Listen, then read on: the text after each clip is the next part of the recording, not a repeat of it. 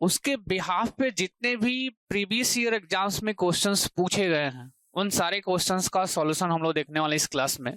मैं आपको एक चीज बता दूं यहाँ से कि इसमें ज्यादा से ज्यादा क्वेश्चंस होंगे आरआरबी जेई के, आरआरबी जेई की क्वेश्चंस और साथ में एसएससी जेई के भी क्वेश्चंस होंगे जो इंपॉर्टेंट होंगे, या कुछ ऐसे भी क्वेश्चंस होंगे जो वेरियस एग्जाम्स में पूछे गए हैं, like DMRC JE, SSC JE, UPPCL JE या आरआरबी जेई की बात कर लें।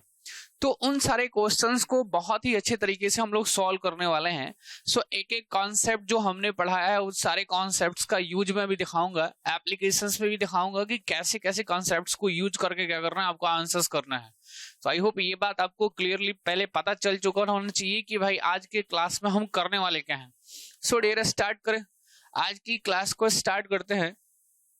तो पहला क्वेश्चन क्या पूछा गया है, पहले क्वेश्चंस की बात करें तो पहले क्वेश्चंस में पूछा which type of impurity is to added in pure semiconductor to get N type semiconductor. देखो आंसर्स तो करेंगे सारे क्वेश्चंस का, साथ में अपन क्या करने वाले हैं, अच्छे तरीके से चीजों को क्या करने वाले हैं, एक्सप्लेन करने वाले हैं। अगर मैं पहले क्वेश्चंस की डियर बात करूं तो इसने पूछा है कि प्योर सेमीकंडक्टर में किस तरीके की इम्प्योरिटी को हम ऐड करें जो मुझे एन टाइप का सेमीकंडक्टर मिले, जो मुझे किस टाइप का, एन टाइप का सेमीकंडक्टर मिले। कौन से टाइप का सेमीकंडक्टर, एन टाइप का सेमीकंडक्टर। अब देखो पहली बात ये, the process of adding impurity is known as doping. जिस प्रोसेस से हम इम्प्योरिटी को ऐड करते हैं सेमीकंडक्टर में वो क्या कहलाता है, डोपिंग कहलाता है। वो क्या कहलाता है सर, डोपिंग कहलाता है, राइट। ये बात आपको क्या रखना था, ध्यान रखना था। अब देखो अगर प्योर सेमीकंडक्टर में अगर आप पेंटावैलेंट इम्प्योरिटी को ऐड करते हो, ध्यान से समझना इस बात को जरा, कि पेंटावैलेंट इम्प्योरिटी को अगर आपने ऐड किया किस चीज में, प्योर सेमीकंडक्टर में, पेंटावैलेंट इम्प्योरिटी को अगर हम प्योर सेमीकंडक्टर में क्या कर रहे हैं, ऐड कर रहे हैं या इसकी डोपिंग करवा रहे हैं प्योर सेमीकंडक्टर में, तो आपको क्या मिलने वाला है, जो इसका रिजल्टेंट होगा that is N type of semiconductor. क्या होगा sir, N type of semiconductor. ये बात आपको क्या रखना है, ध्यान रखना है कि कौन से टाइप का सेमीकंडक्टर बनेगा सर, एन टाइप का सेमीकंडक्टर बनेगा। आई होप ये बात आपको पहले क्लियर हो जाना चाहिए कि जब हम प्योर सेमीकंडक्टर में किस टाइप के डोपेंट से डोपिंग करते हैं, अगर मैं प्योर सेमीकंडक्टर में पेंटावैलेंट इम्प्योरिटी के साथ में डोपिंग करता हूं तो मुझे कौन से टाइप का सेमीकंडक्टर मिलेगा, एन टाइप सेमीकंडक्टर। कौन से टाइप का semiconductor sir, N type semiconductor. Question तो हमारा सॉल्व हो गया। इसने पूछा था कि किस टाइप की इम्प्योरिटी को ऐड करें प्योर सेमीकंडक्टर में कि एन टाइप का सेमीकंडक्टर मिले, तो option number C will be correct one. Pentavalent impurity जो है वो क्या है, बिल्कुल ही करेक्ट है। अब सवाल ये है सर कि पेंटावैलेंट जो इम्प्योरिटी है वो क्या होता है। अब एक बार पेंटावैलेंट इम्प्योरिटी की थोड़ी बात करते हैं। एक बार देखो अगर पेंटावैलेंट इम्प्योरिटी की डियर बात करें तो पेंटावैलेंट इम्प्योरिटी के पास 5 बैलेंस इलेक्ट्रॉन्स होते हैं, इसलिए इसका नाम क्या पड़ा हुआ है, पेंटावैलेंट। क्या नाम पड़ा हुआ है, पेंटावैलेंट। तो क्या बोलेंगे कि pentavalent impurity has 5 balance electrons. कितने इलेक्ट्रॉन्स होंगे, 5 बैलेंस इलेक्ट्रॉन्स इसके पास प्रेजेंट होंगे। दूसरी सबसे इंपॉर्टेंट बात कि पेंटावैलेंट इम्प्योरिटी में सर कौन कौन सी वो इम्प्योरिटी है जो पेंटावैलेंट के कैटेगरी में है। क्लासेस में आपको समझाया था कि फास्फोरस की बात करेंगे हम, एंटीमनी की बात करने वाले हैं, आर्सेनिक की बात करने वाले हैं, और लास्ट में हमने बिस्मथ की भी बात करनी है। तो ये सारे जो इम्प्योरिटी आपको दिख रहे हैं ये कौन से इम्प्योरिटी हैं सर, पेंटावैलेंट इम्प्योरिटी हैं।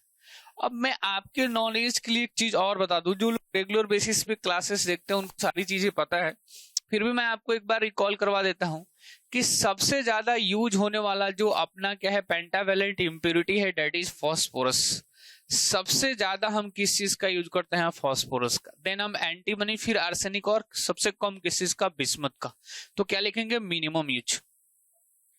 क्या लिखेंगे डियर, मिनिमम यूज। ये बात आपको ध्यान रखना है कि सबसे ज्यादा अगर कोई यूज होने वाला इम्प्योरिटी है पेंटावैलेंट में, दैट इज फास्फोरस। और फास्फोरस में आपको ध्यान रखना है कि चाहे फास्फोरस की बात करें, एंटीमनी, आर्सेनिक और बिस्मथ की, जितने भी पेंटावैलेंट इम्प्योरिटी है इनके पास कितने बैलेंस इलेक्ट्रॉन्स होंगे, 5 बैलेंस इलेक्ट्रॉन्स होंगे। इस बात की भी क्या रखनी है, ध्यान रखनी है। जब प्योर सेमीकंडक्टर में हम पेंटावैलेंट इम्प्योरिटी को मिलाएंगे तो ध्यान रखना है कि एन टाइप का सेमीकंडक्टर क्या होगा एन टाइप का सेमीकंडक्टर क्या होगा, मुझे मिलेगा। आई होप इतनी बात आपको क्या होनी चाहिए, क्लियर होनी चाहिए। अगर ये बात क्लियर है तो जरा आगे चलते हैं नेक्स्ट क्वेश्चन की तरफ। क्वेश्चन नंबर सेकंड क्या कहता है, क्वेश्चन नंबर सेकंड कह रहा है the process of adding pentavalent and trivalent impurity to pure semiconductor called. वो कौन सा प्रोसेस है या उस प्रोसेस को हम क्या कहते हैं जिसमें पेंटावैलेंट और ट्राइवैलेंट हम प्योर सेमीकंडक्टर में क्या करते हैं, ऐड करते हैं। उस प्रोसेस को हम डोपिंग कहते हैं। उस प्रोसेस को क्या बोलते हैं डियर, डोपिंग बोलते हैं। पहला ऑप्शन है रिफाइनिंग, नहीं बिल्कुल भी नहीं। दूसरा डिफ्यूजिंग, ये भी नहीं। मिक्सिंग, ये भी नहीं। Doping will be correct one. Option number D क्या रहेगा इसके लिए करेक्ट है। अब एक बात मैं आपको बताना चाहता हूं कि डोपिंग से, with the help of doping, a pure semiconductor में अगर आप डोप कर दिए या इम्प्यूरिटी को ऐड कर दिए, वो डोपिंग कहलाता है। सर डोपिंग का फायदा क्या है, with the help of doping आपको ध्यान रखना है कि हम सेमीकंडक्टर की कंडक्टिविटी को बढ़ा भी सकते हैं और कंडक्टिविटी को भी क्या कर सकते हैं, कम भी कर सकते हैं। It depends upon the level of doping, कि आप कौन से लेवल का डोपिंग कर रहे हो जिसमें ये सारी चीजें आपको देखने को मिल रही हैं। सो आपको ध्यान रखना है कि अगर डोपिंग की बात करें तो 3 लेवल का डोपिंग होता है। एक एक चीज बहुत ही डिटेल में हम चल के बात कर रहे हैं ताकि एक भी क्वेश्चंस पूछा जाए एग्जाम में, किसी भी एग्जाम में आप बैठ जाओ, अगर वहां बेसिक इलेक्ट्रॉनिक्स आपसे पूछा जाता है तो एक एक क्वेश्चंस का प्रॉपर सॉल्यूशंस मैं प्रोवाइड कर रहा हूं ताकि आपको कोई दिक्कत, आपको कोई परेशानी नहीं आ सके। अब जरा ध्यान से समझो, मैंने आपको क्या बोला है, मैंने आपको बोला है कि सर डोपिंग जो होता है वो 3 लेवल में होता है। तो हमने क्या बोलना है, लेवल ऑफ डोपिंग। पहला कौन सा सर, पहला होता है लो लेवल डोपिंग। पहला कौन सा होता है सर, लो लेवल डोपिंग। दूसरा होता है मॉडरेट लेवल डोपिंग या मॉडरेट डोपिंग। और तीसरा है हाई लेवल डोपिंग।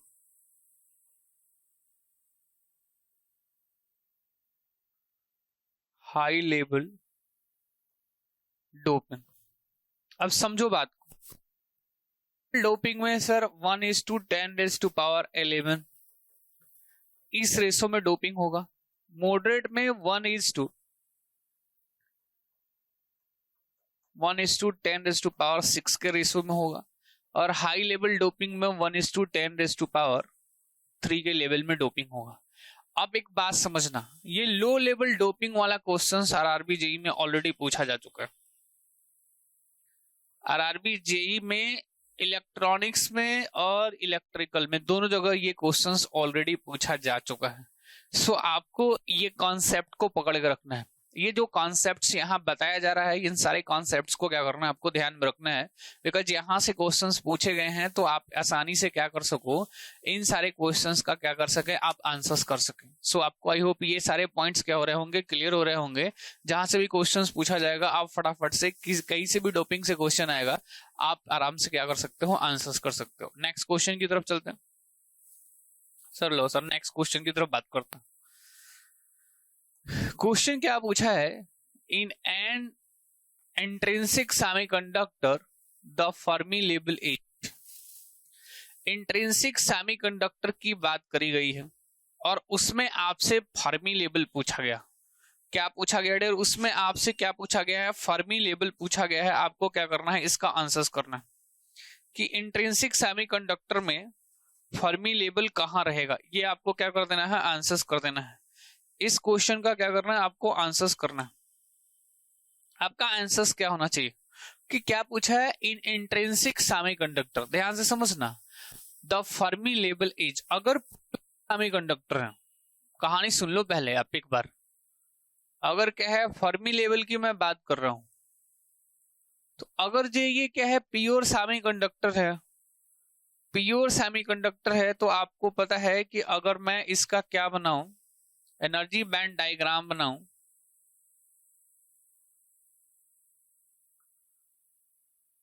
अगर मैं यहां एनर्जी बैंड क्या करूं, डायग्राम बनाऊं, तो क्या दिखेगा, ये आपका क्या रहता है sir, this is conduction band and this one is balance band. इसकी एनर्जी को हम ईसी लिखते हैं, इसकी एनर्जी को हम ईवी लिखते हैं। अगर ये प्योर सेमीकंडक्टर है तो ये बिल्कुल सेंटर में क्या बनेगा, आपका फर्मी लेवल बनेगा। क्या बनेगा, फर्मी लेवल बनेगा, जिसको हम ईएफ कहते हैं, फर्मी एनर्जी को, राइट, या ईएफआई कह दो, इंट्रिंसिक सेमीकंडक्टर की बात कर रहे हैं। तो आंसर्स कौन सा ठीक रहेगा, option number D, Midway between the balance band and conduction band. Intrinsic semiconductor के केस में, इंट्रिंसिक सेमीकंडक्टर के केस में फर्मी लेवल कहां बनेगा, बिल्कुल सेंटर में बनेगा, किसके, कंडक्शन बैंड और बैलेंस बैंड के बिल्कुल मिडवे में, सेंटर कह लो या मिडवे कह लो, कि मिड में बिल्कुल बनेगा। लेकिन एक बात आपको ध्यान रखना है कि अगर आपने टेम्परेचर्स का वैल्यू बढ़ाया, और क्या कर दिया, टेम्परेचर्स का वैल्यू डियर बढ़ा दिया, तो आपका ये फर्मी लेवल जो है वो कंडक्शन बैंड की तरफ शिफ्ट होना स्टार्ट हो जाएगा। अगर आपने टेम्परेचर्स का वैल्यू बढ़ाना स्टार्ट किया, सबसे इंपॉर्टेंट बात है, एग्जाम में ऐसे क्वेश्चंस पूछे गए हैं कि अगर आप टेम्परेचर्स का वैल्यू बढ़ाओगे तो फर्मी लेवल पे भी कुछ इफेक्ट पड़ेगा। जी हाँ, बिल्कुल पड़ेगा। क्या होगा सर, फर्मी लेवल किधर शिफ्ट होना स्टार्ट हो जाएगा, कंडक्शन बैंड की तरफ शिफ्ट होना क्या हो जाएगा, स्टार्ट होगा। आई होप ये बात आपको क्या होना चाहिए, क्लियर होना चाहिए कि कंडक्शन बैंड की तरफ क्या होना स्टार्ट हो जाएगा, ये शिफ्ट होना क्या हो जाएगा, स्टार्ट हो जाएगा। आई होप ये क्वेश्चन आपको क्या हो गया होगा सर, क्लियर हो गया होगा। अच्छा, वही मैं बात कर लूं इसकी, वही मैं पी टाइप और एन टाइप सेमीकंडक्टर की बात करूं, तो एन टाइप सेमीकंडक्टर के केस में है कि अगर टेम्परेचर्स की बात करें 0 डिग्री केल्विन या लोअर टेम्परेचर्स पे बात करें, तो आपका ये फर्मी लेवल कहाँ होता है, बिल्कुल कंडक्शन बैंड के एज पे होता है। लेकिन जैसे जैसे हम टेम्परेचर्स को बढ़ाते हैं वो कंडक्शन बैंड से दूर भागना स्टार्ट होता है और किसकी तरफ आने की कोशिश करता है, बैलेंस बैंड की तरफ आने की कोशिश करता है। ये बात भी ध्यान रखना है। और दूसरी बात कि अगर मैं पी टाइप सेमीकंडक्टर की बात करूं तो उसका फर्मी लेवल कहाँ रहेगा, बैलेंस बैंड के जस्ट एज पे रहेगा। और जैसे टेम्परेचर्स का वैल्यू आप बढ़ाओगे वो किधर भागना स्टार्ट होगा, बैलेंस बैंड से भागना स्टार्ट होगा। तो एग्जाम में दोनों में से क्वेश्चंस पूछा जाता है कि अगर एन टाइप का सेमीकंडक्टर है तो उसका फर्मी एनर्जी लेवल कहाँ दिखेगा आपको, तो आपको क्या आंसर्स करना है कि एन टाइप का सेमीकंडक्टर है तो किसकी तरफ, बैलेंस बैंड की तरफ, पी टाइप है तो किसकी तरफ, कंडक्शन बैंड की तरफ। ये आपको ध्यान रखना है, यहां से एग्जाम में क्वेश्चंस पूछे गए। चलो नेक्स्ट क्वेश्चन की बात करते हैं। नेक्स्ट क्वेश्चन क्या पूछा है, forbidden band is largest in, पूछ रहा है कि किस केस में फॉरबिडन बैंड जो होगा या एनर्जी गैप होगा वो ज्यादा होगा। ये आपको आंसर्स करके बताना है। आपको बताया था मैंने, जब हमने बताया था आपको, जब हमने इसके बारे में बात करी थी आपसे फॉरबिडन एनर्जी गैप के बारे में, तो आपको 3 चीजें समझाई गई थी। कौन से केस की, कि सबसे पहले फॉरबिडन एनर्जी गैप होता क्या हो। देखो एनर्जी बैंड डायग्राम की अगर हम बात करें, एसी ईवी, क्योंकि ये कंडक्शन बैंड है और ये बैलेंस बैंड है, और इस कंडक्शन बैंड और बैलेंस बैंड के बीच के गैप को हम एनर्जी गैप कहते हैं, या इसको फॉरबिडन एनर्जी गैप कहते हैं।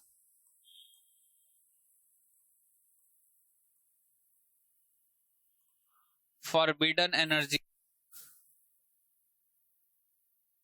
गैप, ठीक है, फॉरबिडन एनर्जी गैप कहते हैं। अब सर आपको 3 केस समझाया गया था कि अगर अपने पास कंडक्टर है,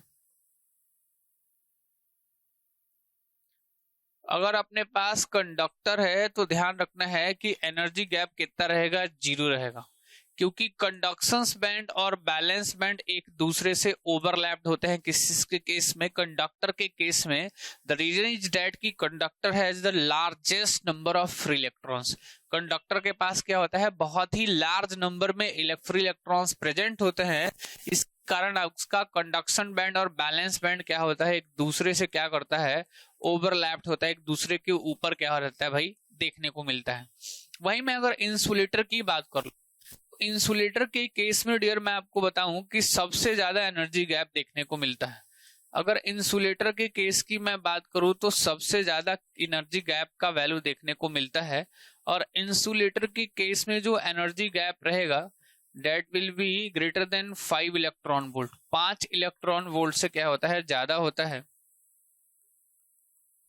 तो अब बताओ 5 इलेक्ट्रॉन वोल्ट से ज्यादा है अगर, तो इसका मतलब क्या है कि सर इंसुलेटर के पास अगर मैं बात करूं कि टेम्परेचर इंसुलेटर के पास मैं बात करूं अगर कि नंबर ऑफ फ्री इलेक्ट्रॉन्स कितने होंगे, नंबर ऑफ फ्री इलेक्ट्रॉन्स ना के बराबर होंगे, बिल्कुल क्या होंगे, ना के बराबर होंगे। और दूसरी सबसे इंपॉर्टेंट बात कि जो इलेक्ट्रॉन्स बैलेंस बैंड में है उसको अगर कंडक्शन ले जाना होगा तो आपको एक लार्ज अमाउंट ऑफ एनर्जी क्या करना पड़ेगा, सप्लाई करना पड़ेगा इलेक्ट्रॉन्स को एक जगह से दूसरी जगह तक ले जाने के लिए।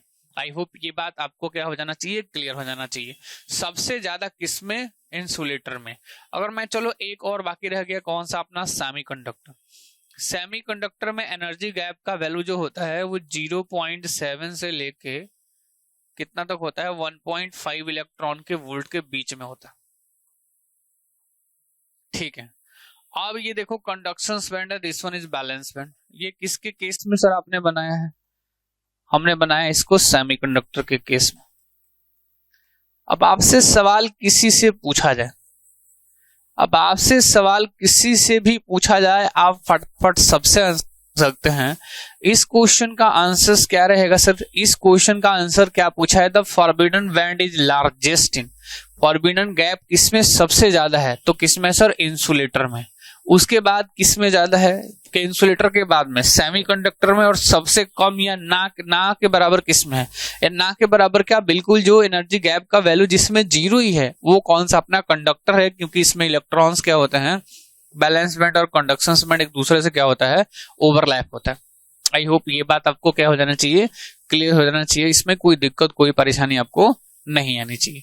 चले जरा नेक्स्ट क्वेश्चन की तरफ। नेक्स्ट क्वेश्चन क्या कह रहा है, अब ध्यान से समझो। अभी इस टाइप का एक क्वेश्चन करा ना हम लोग, क्या पूछा है, which material has large number of free electrons. वो कौन सा ऐसा मटेरियल है जिसमें आपको बताना है कि फ्री की संख्या सबसे ज्यादा होती है। फ्री इलेक्ट्रॉन्स की संख्या के बारे में अगर आपसे क्वेश्चन पूछा है तो आपका सीधा आंसर क्या होना चाहिए सर, कंडक्टर। कंडक्टर के केस में क्या होता है भाई, अभी आपको समझाया कि कंडक्टर केस में large number of free electrons present रहता है, large number of free electrons present,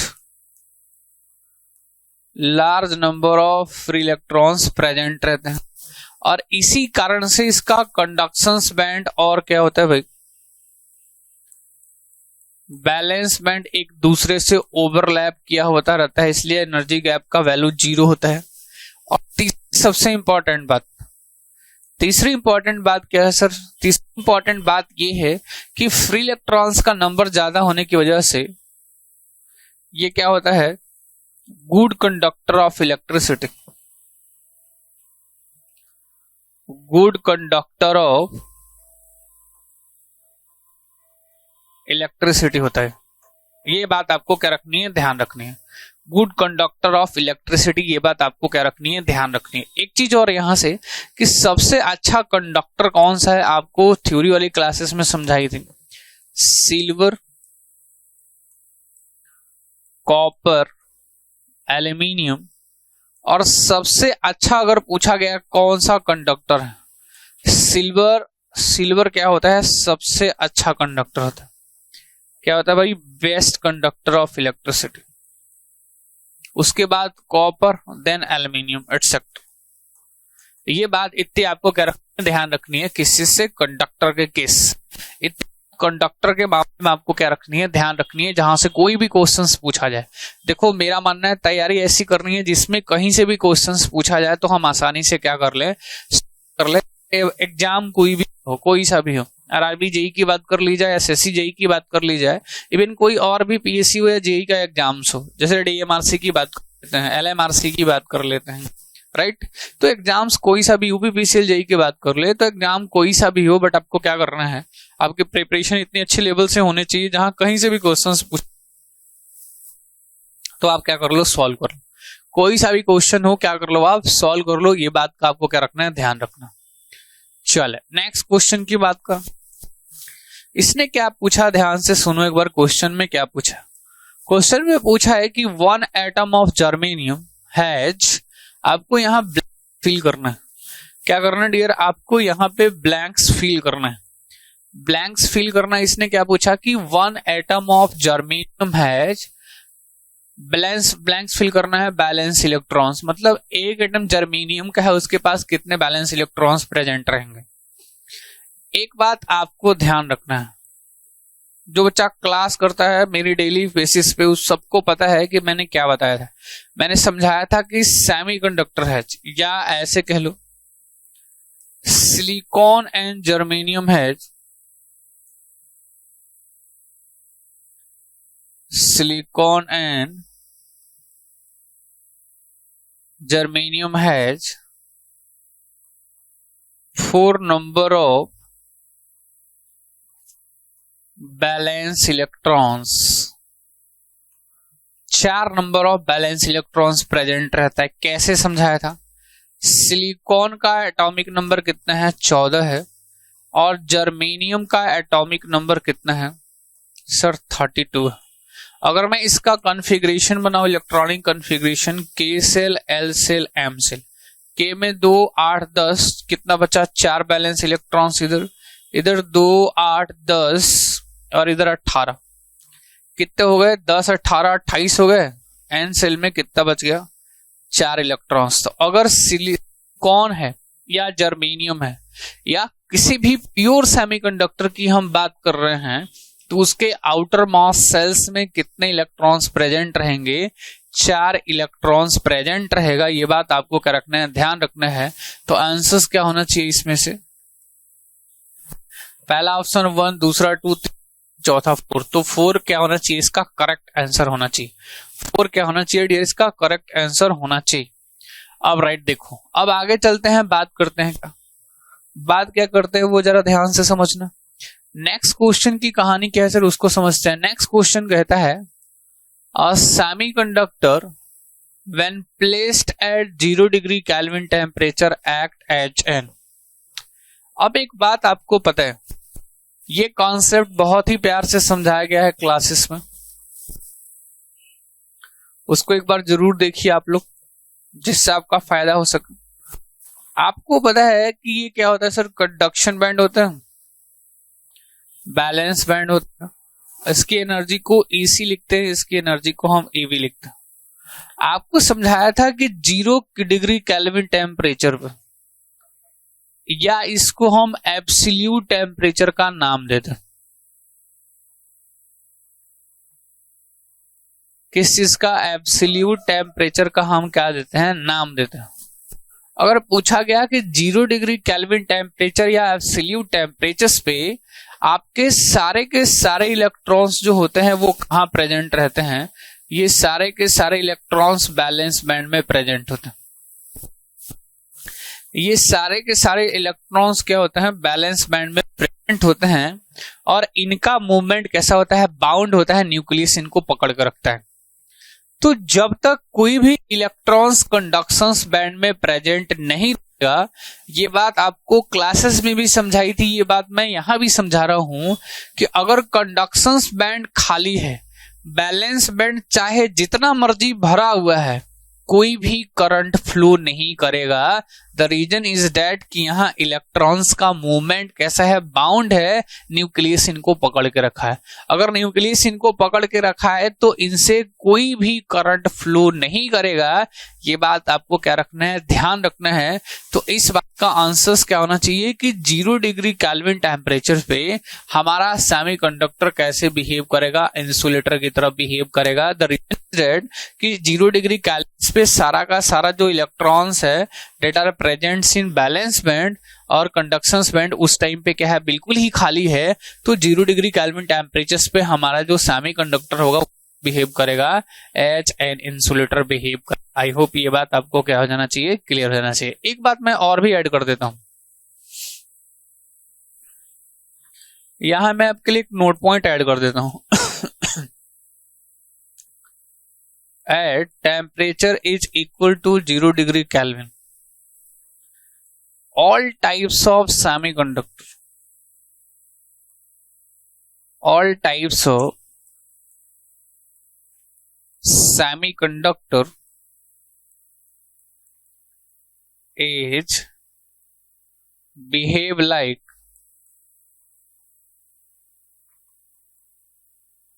an insulator।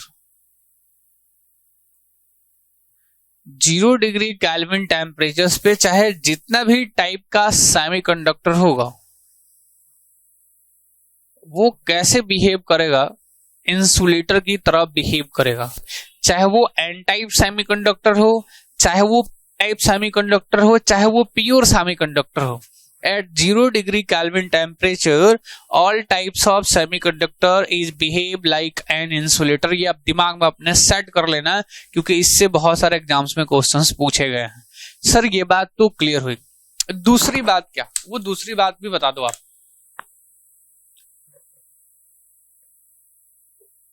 एक बात और सुन लो आप, ये भी दूसरा पॉइंट है, नोट का समझ लेना ये बात।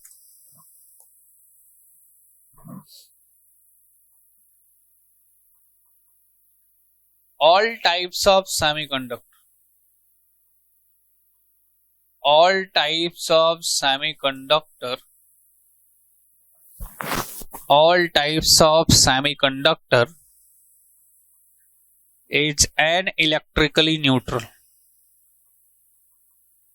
an electrically neutral। ये बात आपको ध्यान रखना है, ये भी बात बहुत ही ज्यादा इंपॉर्टेंट कि चाहे जितने भी टाइप का सेमीकंडक्टर हो, 0 डिग्री केल्विन टेम्परेचर पे वो कैसा बिहेव करेगा, इंसुलेटर की तरह। दूसरी बात, वो किसी भी टाइप का सेमीकंडक्टर हो वो क्या होता है, इलेक्ट्रिकली न्यूट्रल होता है। क्या होता है डियर, इलेक्ट्रिकली न्यूट्रल होता है। ये बात आपको ध्यान रखना है। आई होप ये कॉन्सेप्ट आपको क्लियर होगा। तो जरा नेक्स्ट पे चलें, बात कर। नेक्स्ट पे हम लोग किस चीज की बात कर रहे हैं डियर, नेक्स्ट हम लोग ये देख रहे हैं कि the temperature coefficient of intrinsic semiconductor is. पूछ रहा है कि इंट्रिंसिक सेमीकंडक्टर के पास कौन सा टेम्परेचर कोफिशिएंट होगा। देखो इस क्वेश्चन को समझने से पहले थोड़ा इसकी थ्योरी समझते हैं।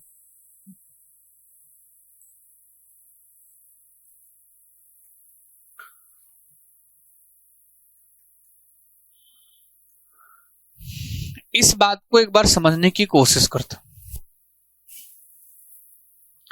कह रहा है कि अगर आपने क्या किया, टेम्परेचर का वैल्यू बढ़ाया, समझो बात, टेम्परेचर का वैल्यू बढ़ाया तो रेजिस्टिविटी क्या होगी, कम होगी, और कंडक्टिविटी बढ़ेगी। अगर यहां एक चीज और भी ऐड करना चाहते हैं, मोबिलिटी, तो वो भी डिक्रीज हो।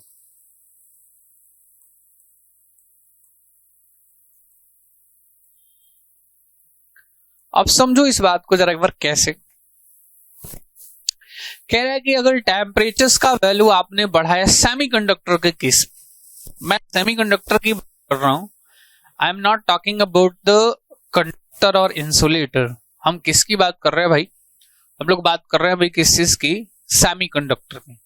तो कहता है सेमीकंडक्टर के केस में होता क्या है, वो जरा ध्यान से समझो एक बार। सेमीकंडक्टर इसमें होता ये है कि आपने क्या किया, अगर आपने टेम्परेचर्स का वैल्यू बढ़ाया तो रेजिस्टिविटी कम होगा और कंडक्टिविटी का वैल्यू क्या होगा, बढ़ेगा। कंडक्टिविटी का वैल्यू बढ़ेगा और इस प्रॉपर्टी को हम बोलते हैं नेगेटिव टेम्परेचर कोएफिशिएंट। क्या बोलते हैं सर इसको हम, नेगेटिव टेम्परेचर कोएफिशिएंट।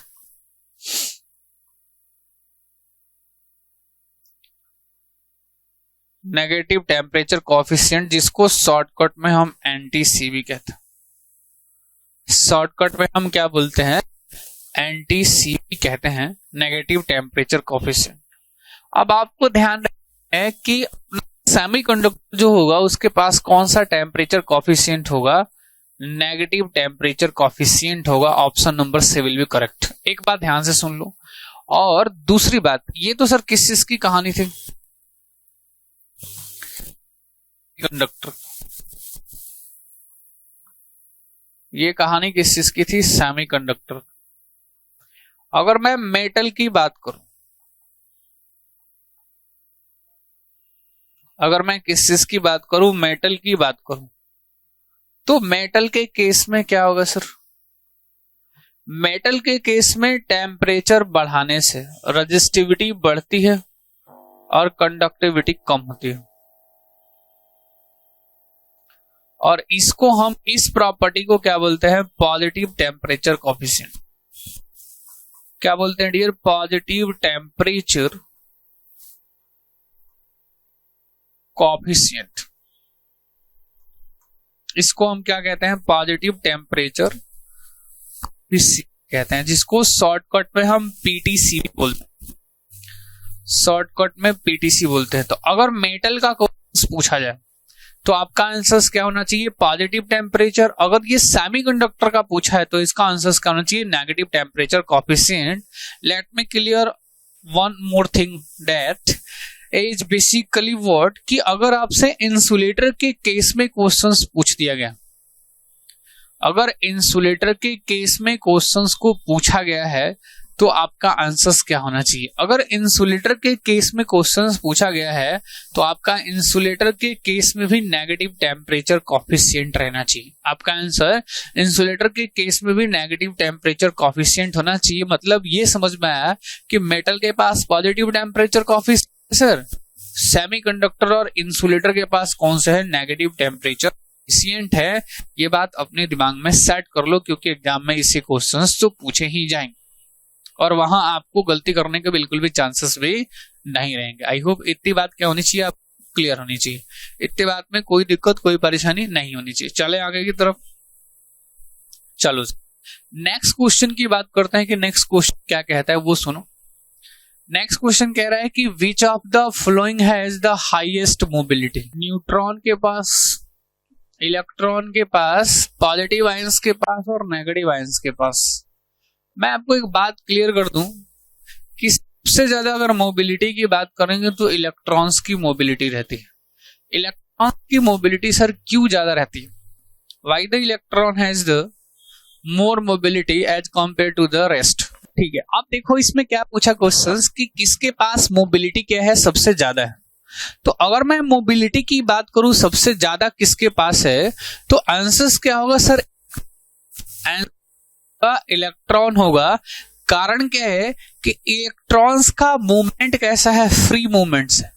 अगर मैं इलेक्ट्रॉन्स की बात करूं तो इलेक्ट्रॉन्स की मूवमेंट क्या होती है, फ्री मूवमेंट होती है। अब फ्री मूवमेंट कहने का मतलब क्या है सर, फ्री मूवमेंट कहने का मतलब ये आसानी से क्या हो सकता है, कहीं भी घूम सकता है। दूसरी इंपॉर्टेंट बात कि इलेक्ट्रॉन्स क्या होता है, मास वाइज इलेक्ट्रॉन का मास क्या होता है, कम होता है as compare to the mass of holes, क्योंकि इलेक्ट्रॉन्स तो कंडक्शन बैंड में प्रेजेंट होता है, वो चाहे मर्जी जहां भी घूम सकता है। तो जितने तेजी के साथ अगर इलेक्ट्रॉन्स ट्रेवल कर रहा है, इलेक्ट्रॉन्स का तेज घूमने का मतलब क्या है, इलेक्ट्रॉन्स का तेज घूमने का मतलब ये है कि वो ज्यादा से ज्यादा करंट कंडक्शंस का पार्ट रहेगा, ज्यादा से ज्यादा करंट कंडक्शंस में हिस्सा लेगा। इसकी मतलब तो ये है कि इलेक्ट्रॉन्स की मोबिलिटी अगर ज्यादा हुई किसी भी मटेरियल में, तो उसमें करंट कंडक्शंस का वैल्यू भी क्या रहेगा, ज्यादा ही रहेगा। ये बात आपको क्या रखना है, क्लियर रखना है।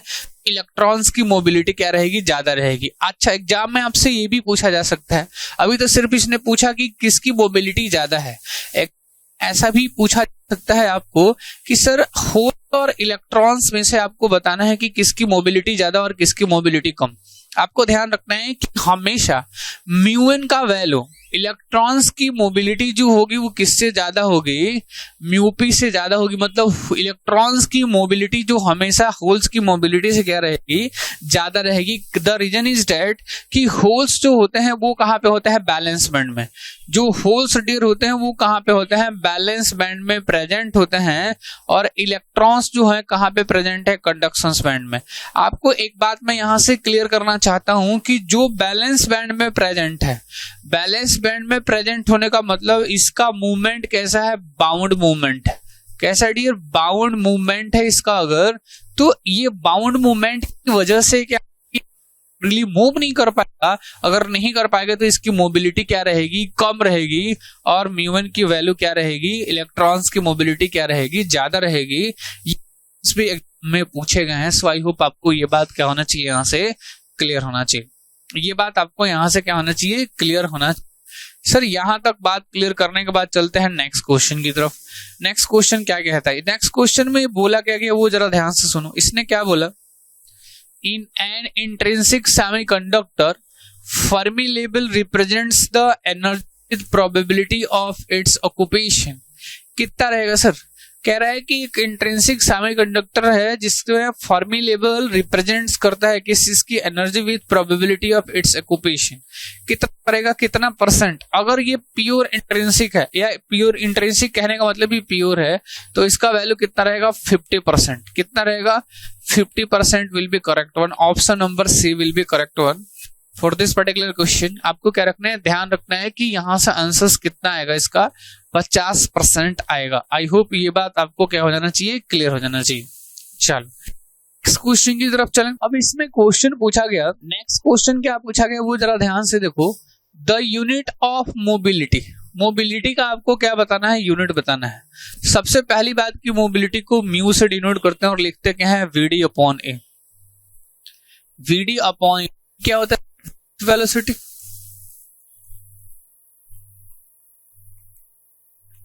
Drift velocity. और ई क्या होता है, इलेक्ट्रिक फील्ड।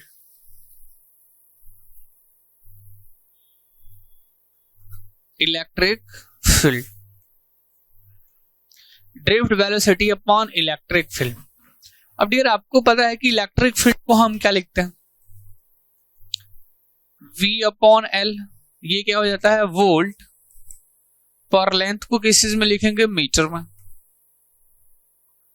अब ड्रिफ्ट वेलोसिटी को किस में लिखते हैं, ड्रिफ्ट वेलोसिटी को हम किस में लिखेंगे, ड्रिफ्ट वेलोसिटी अगर मुझे लिखना होगा तो मीटर पर सेकंड में लिखेंगे, मीटर पर सेकंड।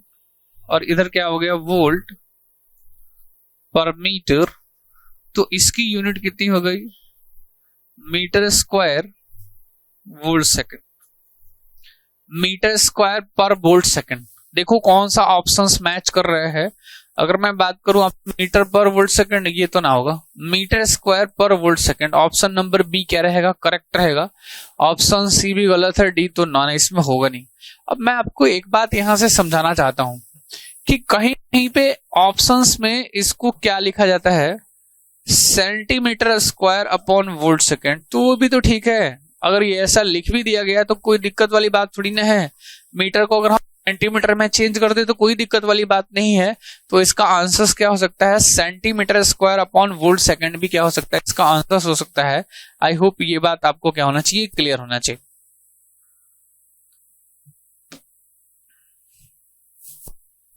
नेक्स्ट क्वेश्चन की बात करते हैं कि नेक्स्ट क्वेश्चन पूछना क्या चाहता है आपसे। इसने बोला है with increase in temperature the conductivity of an extrinsic semiconductor. कह रहा है कि एक्सट्रिंसिक सेमीकंडक्टर है तो भैया सेमीकंडक्टर ही ना है, तो भाई क्या क्या है, ये सेमीकंडक्टर ही है। तो सेमीकंडक्टर के केस में आपको समझाया था कि सेमीकंडक्टर है negative temperature coefficient, negative temperature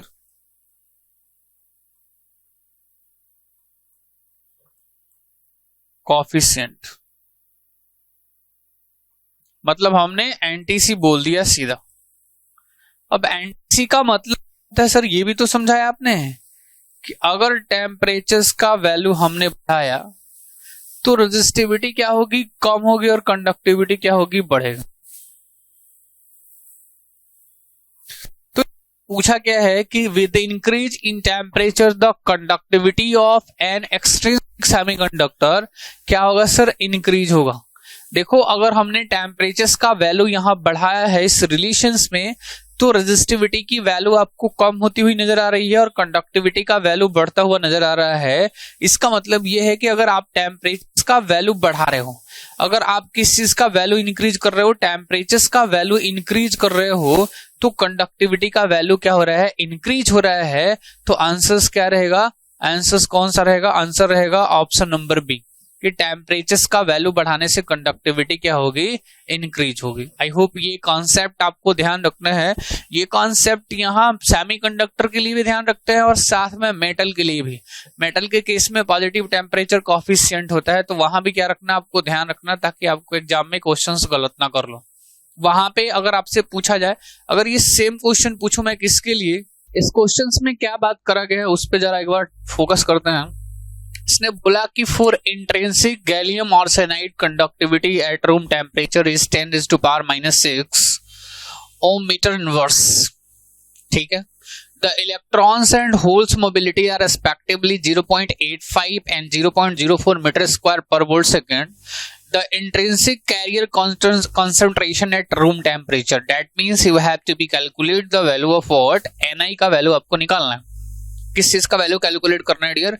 Ni का वैल्यू निकालना है। मैं आपको एक बात समझाता हूं सर। बात क्या समझाना है कि पहले इस क्वेश्चंस को सॉल्व करने से पहले सर जो जो डेटा गिवन है, जब भी आप सॉल्यूशंस लिखो ना, जो जो डेटा गिवन है उसको पहले बाहर निकाल लो। सर इसने कंडक्टिविटी कितनी बताई है, सिग्मा की वैल्यू कितनी बताई है, 10⁻⁻⁶ ohm metre inverse.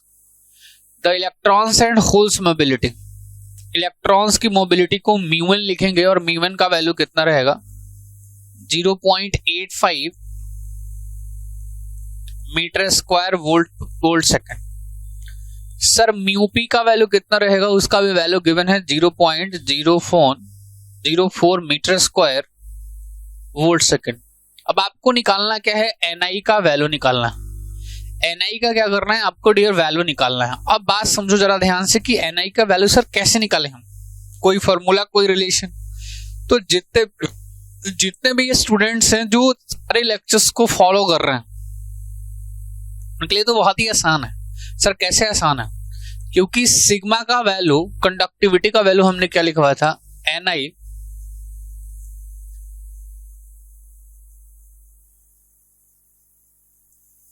NiQ into μ1 plus μp, ये लिखवाया था सर। यहां से वैल्यू किस चीज का चाहिए, Ni का मुझे वैल्यू चाहिए। तो अगर Ni का वैल्यू चाहिए तो इक्वेशन क्या बनेगा, ये सिग्मा अपॉन कितना हो जाएगा, Q इंटू μ1 प्लस μp, सीधी बात है। अब सर सिग्मा का वैल्यू कितना है, 10⁻⁻⁶।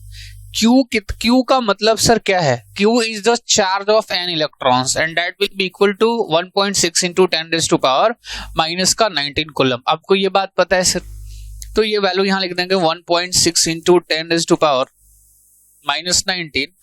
μn का वैल्यू सर क्वेश्चंस में कितना गिवन है, देखो μn का वैल्यू है 0.85, 0. कितना है 85 है सर।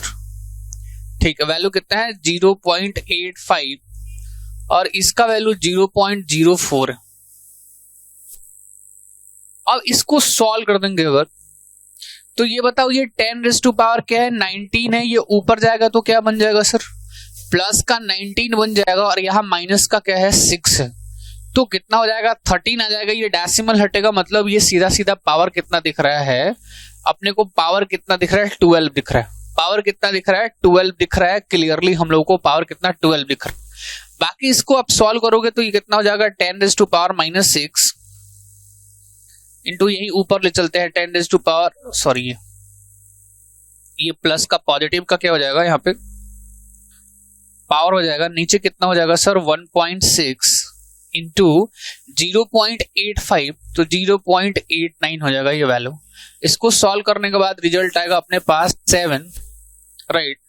अपने पास ऑप्शंस कौन सा आएगा उसको चेक करते हैं। 7 इंटू 10⁻⁻12 आंसर क्या आएगा 7 इंटू 10⁻⁻12। अब आप आंसर से बताओ कि माइनस का 12 या पॉजिटिव का 12। अब यहाँ देखना है 7 इंटू 10⁻⁻ क्या आएगा 12 आएगा सर, आएगा 7 इंटू 10⁻12। और ध्यान रखने की यूनिट क्या होता है पर मीटर क्यूब, तो इसको हम क्या लिखेंगे मीटर क्यूब इनवर्स। तो 7 इंटू 10⁻⁻ कितना आ जाएगा 12 आ जाएगा। 7 इंटू 10⁻⁻ कितना आ जाएगा वैल्यू 12 आ जाएगा। ये आपको क्या रखना है ध्यान रखना। और ऑप्शन नंबर फर्स्ट क्या रहेगा करेक्ट रहेगा। ऑप्शन नंबर फर्स्ट क्या रहेगा डियर करेक्ट रहेगा। यहाँ ऑप्शंस में कुछ थोड़े बहुत गलती हुई है। ये ऑप्शंस किस चीज का होगा पॉजिटिव का होगा। ये ऑप्शंस किस चीज का होगा यहाँ पे पॉजिटिव का होगा। वही मैं सोच रहा हूँ कैसे हो रहा है ठीक। हाँ पॉजिटिव का रहेगा।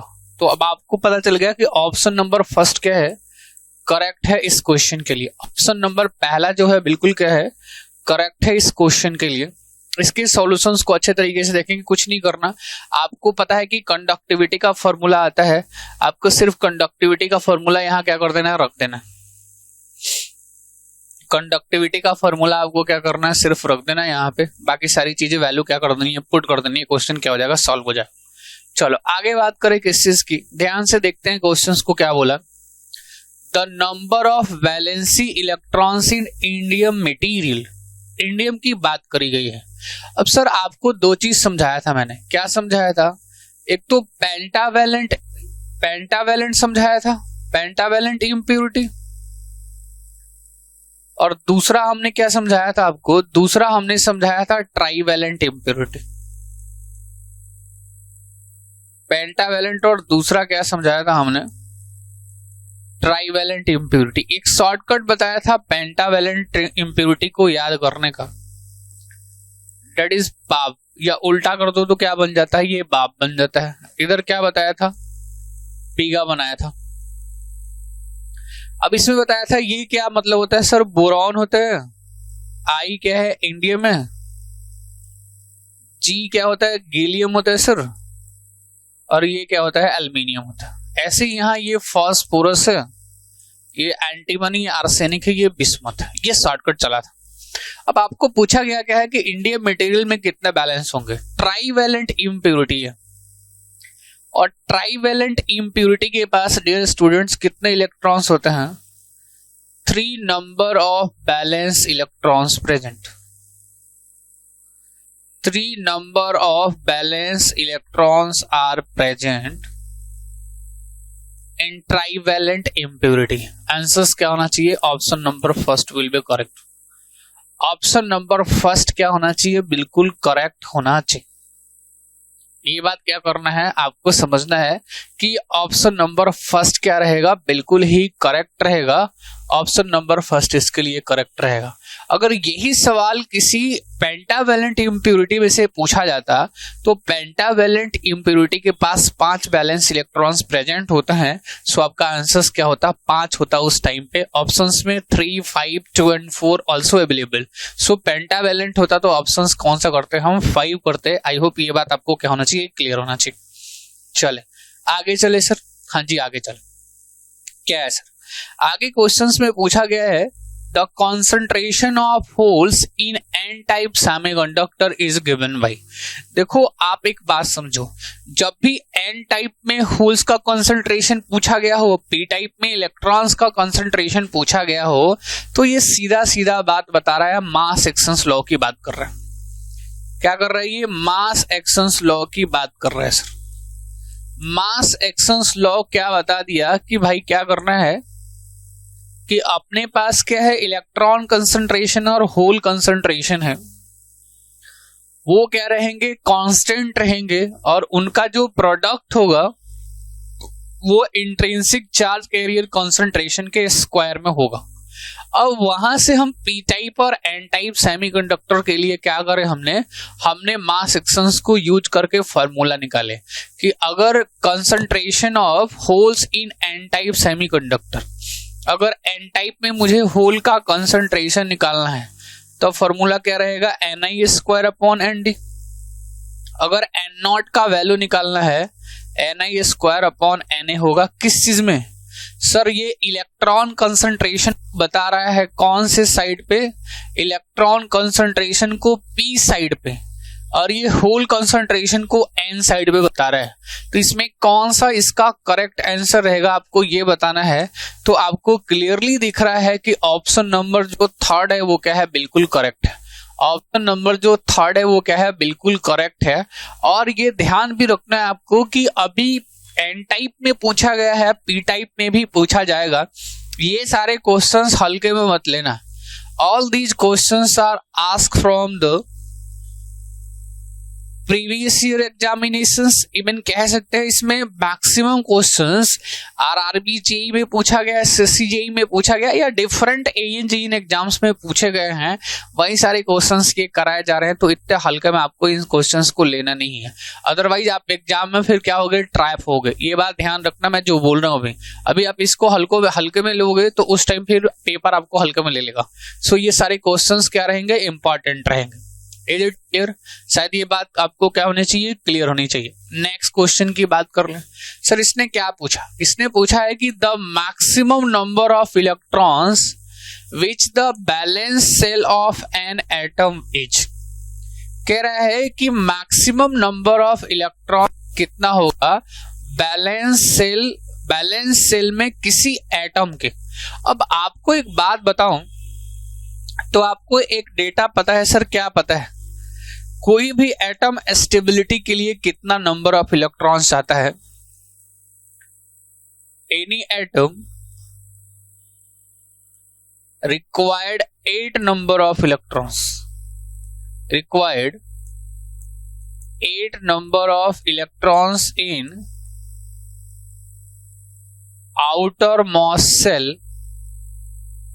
outermost cell for their stability।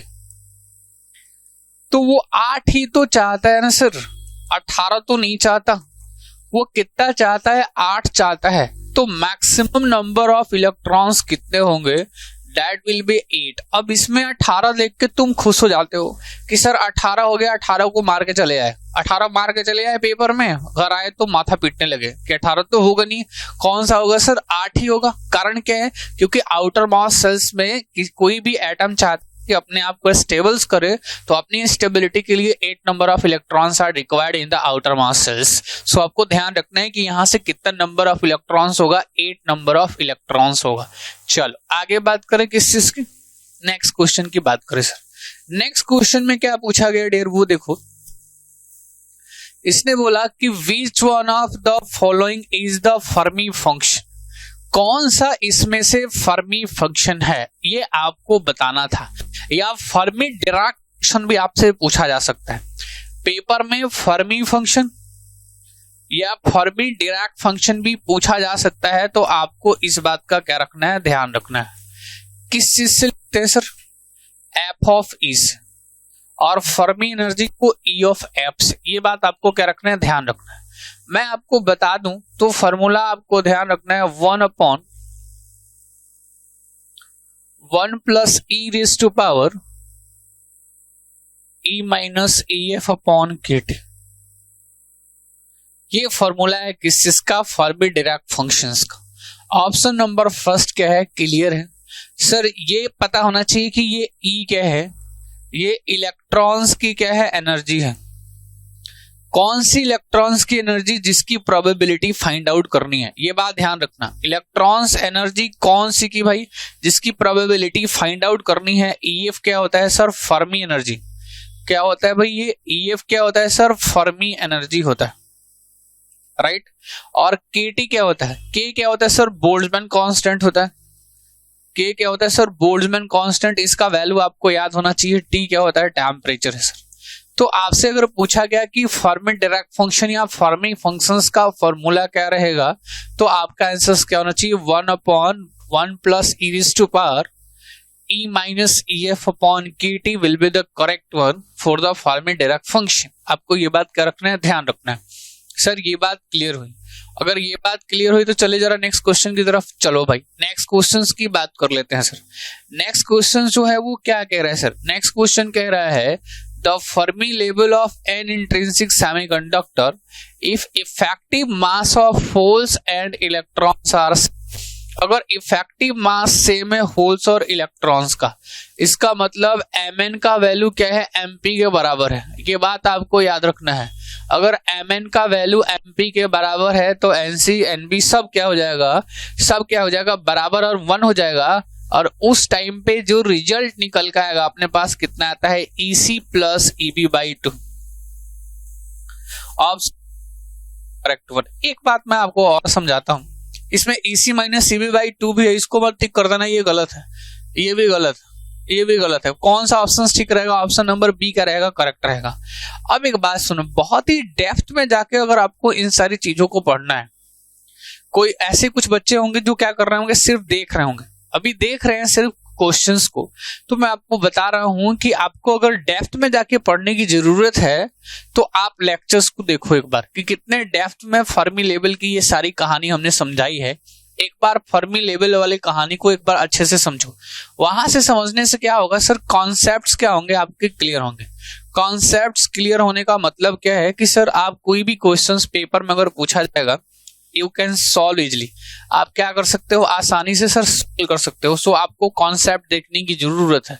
ये फॉर्मूला किधर से आया है, कैसे आया है, ये सारी चीजें मैंने एक्सप्लेन करी है। तो आपको क्या करना है? Just go and watch the all lectures of semiconductors. आप वहां से देखो सारी चीजें। चलो अब आगे समझो बात। अब नेक्स्ट बात करते हैं किस चीज की? नेक्स्ट बात करते हैं कि क्वेश्चंस नेक्स्ट आ गया कौन सा? सर इसने पूछ दिया कि which one of the following material has energy gap is more than 3 volt। यहाँ ऑफ हटा के एज कर।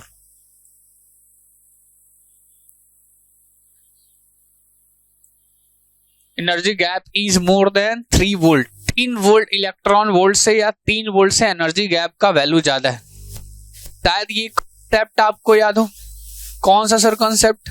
कॉन्सेप्ट याद रहना चाहिए कि मैंने आपको समझाया था कि जब भी हम किसी चीज की बात करते हैं डियर, जब भी हम किसी चीज की बात करते हैं, आपको इस बात का क्या रखना है? ध्यान रखना है कि जब भी हम बात करें, कंडक्टर्स की बात करें या इवन किसी चीज की बात करें, हम कंडक्टर के साथ में किसी चीज कंडक्टर के साथ सेमीकंडक्टर की बात करें तो आपको समझाया था कि ये कंडक्शन बैंड है, ये बैलेंस बैंड है। अब ये दोनों ओवरलैप होता है किसके केस? कंडक्टर के केस में। दोनों क्या होता है? ओवरलैप होता है। कौन से केस में? कंडक्टर के केस में। ये बात पहली बात क्लियर होनी चाहिए। सेकेंड थिंग इज डेट कि आपको ये ध्यान रखना है कि if we talk about the semiconductor, semiconductor के केस में कंडक्शन बैंड और बैलेंस बैंड्स के बीच में जो अपना एनर्जी गैप होता है उसको फॉरबिडन एनर्जी या एनर्जी गैप कहते हैं। और उस एनर्जी गैप का वैल्यू कितना रहता है? 0.7 इलेक्ट्रॉन वोल्ट से लेके कितना तक? 1.5 इलेक्ट्रॉन वोल्ट तक। ये बात आपको समझाया था मैंने। ये बात हमने क्या करा था? आपको अच्छे तरीके से समझाया था क्लासेस में। इसलिए मैं बोलता हूं कि क्लास में अगर आप सिर्फ क्वेश्चंस की प्रैक्टिस कर रहे हो, अगर देख रहे होंगे, तो आपको ज्यादा से ज्यादा जरूरत है किस चीज की? थ्योरी की। जो बच्चे जो नया है बिल्कुल, उनको तो पूरी कॉन्सेप्ट चाहिए, तभी तो ये बात समझ में आएगा सर कैसे बताया था। ये सारी चीजें एक बार जाके आप लेक्चर्स में देखोगे तो वहां से सारी क्लियरिटी आएगी। ये डेटा तो मैं यहाँ बता रहा हूँ, बट आपको अगर नॉलेज बूस्ट करना है, नॉलेज में और इजाफा करना है, तो आप जाओ एक बार जितने भी लेक्चर्स होंगे सेमीकंडक्टर उसको जरूर देखना। तो यहाँ पे तो सेमीकंडक्टर के केस में सर पता चल गया कि सेमीकंडक्टर के केस में क्या होगा? जो एनर्जी गैप का वैल्यू है that will be lie between 0.7 electron volt to 1.5 electron volt. Sir ये सेमीकंडक्टर का केस था। But in case of insulator, अब सबसे बड़ा मामला किस चीज में है? इंसुलेटर में है। अगर इंसुलेटर्स की कहानी पूछी गई तो वो सुन लो भाई।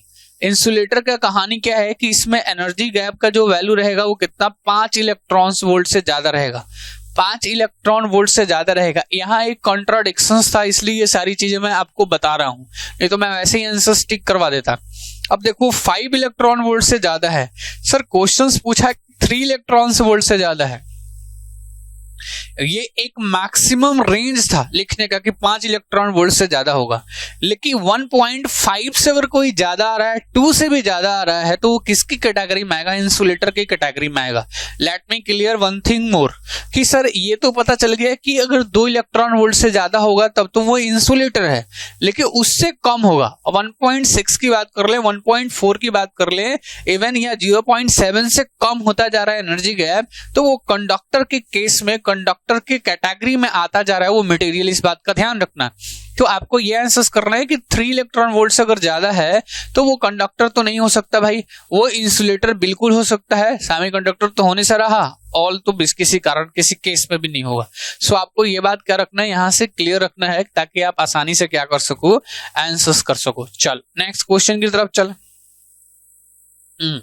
इसने क्या पूछा, देखो इसने पूछा क्या है, डोनर टाइप इम्प्योरिटी है, ब्लैंक्स को फिल करना है, डॉट बैलेंस इलेक्ट्रॉन्स। क्या बात करी है, डोनर टाइप इम्प्योरिटी है डॉट बैलेंस इलेक्ट्रॉन्स, मतलब कह रहा है कि इनके पास बैलेंस इलेक्ट्रॉन्स कितने होंगे डोनर इम्प्योरिटी के पास।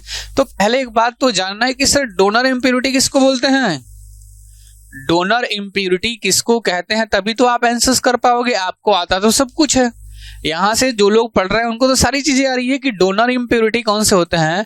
डोनर इम्प्योरिटी यार ध्यान रखना, पेंटावैलेंट इम्प्योरिटी। क्या होते हैं सर, वो पेंटावैलेंट इम्प्योरिटी होते हैं। अब आपको पता चल गया होगा कि सर पेंटावैलेंट की बात कर रहे हो, ये तो हमको आता है भैया। पेंटावैलेंट इम्प्योरिटी के केस में आपको बता दूं कितने इलेक्ट्रॉन्स प्रेजेंट रहेंगे, 5 बैलेंस इलेक्ट्रॉन्स। कितने इलेक्ट्रॉन्स, 5 बैलेंस इलेक्ट्रॉन्स।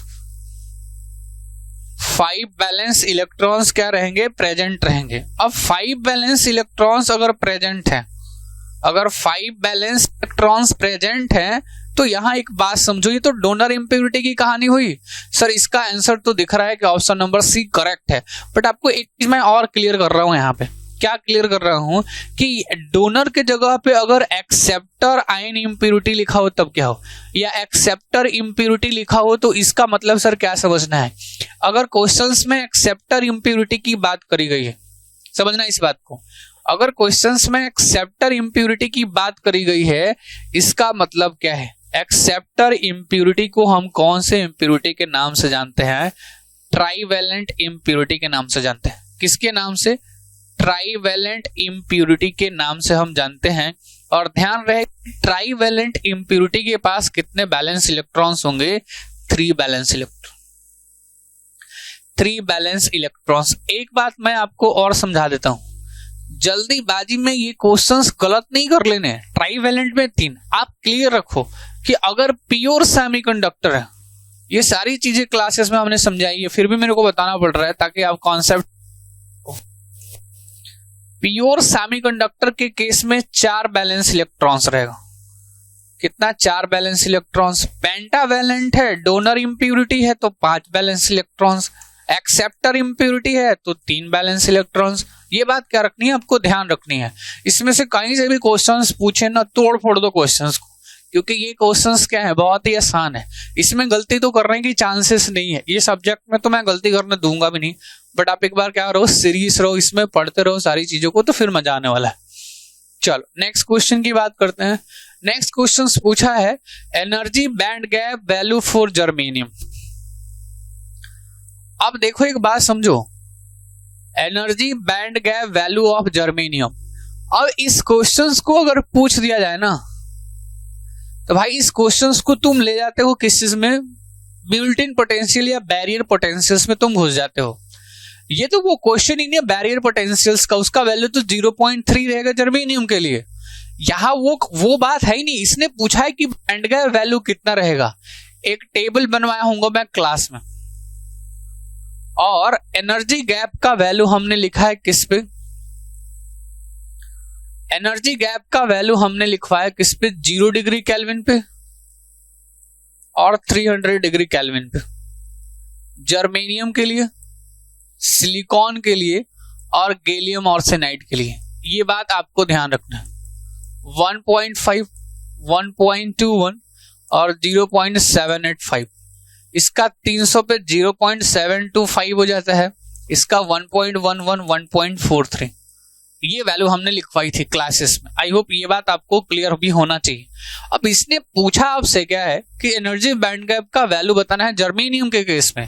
अब आपको तो पता है यार जर्मेनियम, सर इसमें तो कहीं भी 7.2 नहीं दिख रहा है, तो ये तो दिख रहा है ना, ये 0.725 या 0.67, ऑप्शन नंबर बी क्या है, करेक्ट है। एक चीज मैं यहां लिखवा देता हूं, 0.7 इलेक्ट्रॉन वोल्ट लिखा हो या 0.725 इलेक्ट्रॉन वोल्ट लिखा हो। ये जर्मेनियम के लिए क्या रहेगा, अगर मैं सिलिकॉन की बात करूं तो 1.1 इलेक्ट्रॉन वोल्ट, ये भी आपको ध्यान रखना है।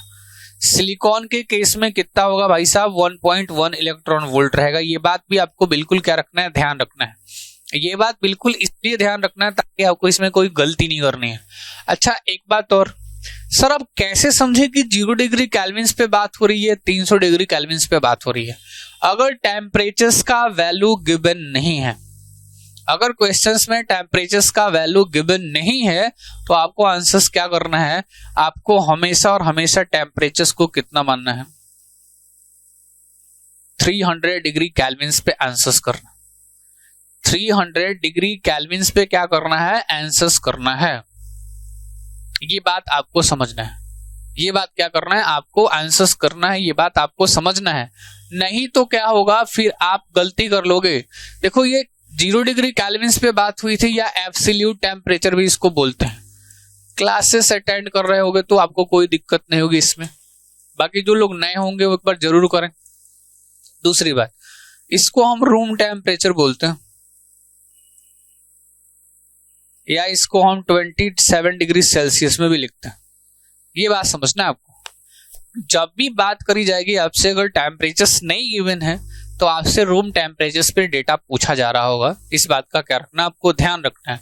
बट अगर बात करें केसेस की कि अगर आपसे टेम्परेचर्स स्पेशली देके पूछ दिया कि एब्सोल्यूट टेम्परेचर्स पे या 0 डिग्री केल्विन टेम्परेचर पे बताओ क्या होगा, तो अब वैल्यू आपके सामने है, नोट्स में क्लियरली मेंशंस करवाया हुआ है, तो आप आसानी से क्या कर लोगे, इस क्वेश्चंस का आंसर्स कर लोगे। आई होप ये बात आपको समझ आई होगी, ये बात आपको क्लियर हुआ होगा। चलो एक क्वेश्चन है न्यूमेरिकल। मैंने सारे जितने भी क्वेश्चंस बन सकते थे, जितने भी पॉसिबिलिटी थी क्वेश्चंस की, वो सारे क्वेश्चंस हमने करा दिए ताकि आपको कोई डाउट ना रहे। अब क्या बोल रहे हैं, the resistivity of intrinsic germanium at 30 degree Celsius is 0.46 ohm metre. What is the intrinsic carrier density Ni at 30 degree Celsius taking the electrons mobility will be 0.38 meter square volt second and holes mobility 0.1 meter square volt second। अब solutions कैसे लिखे sir, जो जो given उसको बाहर निकालें। रो का value कितना लिखा हुआ है, 0.46 ओम मीटर। अब आपको क्या बोला है कि Ni का वैल्यू निकालना है कितने टेम्परेचर्स पे, एट 30 डिग्री सेल्सियस, जिसमें μn का वैल्यू कितना है, मीटर स्क्वायर वोल्ट सेकंड, और μp का वैल्यू क्या है, 0.1 मीटर स्क्वायर वोल्ट सेकंड। अब सर कैसे निकालें, इस क्वेश्चंस को कैसे सॉल्व किया जा सकता है, ये आपको क्या करना है, अब आंसर्स करना है। चलो एक बात समझो, समझ आते हैं क्या होगा भाई। आपको पता है कि जब भी हम किस चीज की बात करें, कंडक्टिविटी की बात करें, तो सिग्मा हम कैसे लिखते हैं, NQ μn प्लस म्यू पे लिखते हैं कि बिल्कुल लिखते हैं। क्या इस सिग्मा को 1/ρ लिख सकते हैं क्या, अरे लिख सकते हैं ना। कंडक्टिविटी और रेसिस्टिविटी आपस में क्या होता है, रेसिप्रोकल होता है। तो ये बात लिख सकते हैं ना भाई, बिल्कुल लिख सकते हैं सर, ये बात बिल्कुल लिख सकते हैं। इस बात का क्या रखना है, ध्यान रखना आपको, ठीक है। 1 बाई कितना हो गया, रो हो गया, 1 बाई क्या हो गया, रो हो गया, ये बात मैं बोल रहा हूं आपको।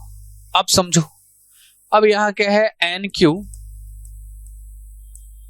Mu N plus mu P. Sir कैसे सॉल्व करें इसको, कोई तरकीब बताओ ना जो फटाफट से क्या हो जाए, सॉल्व हो जाए। ऐसा कोई क्या बता दो, जुगाड़ बता दो जो फटाफट से सॉल्व हो जाए। अगर मुझे एनआई का वैल्यू निकालना है, मुझे एनआई का वैल्यू क्या करना है, कैलकुलेट करना है, तो आप आंसर्स करो, क्या ये वैल्यू 1 अपॉन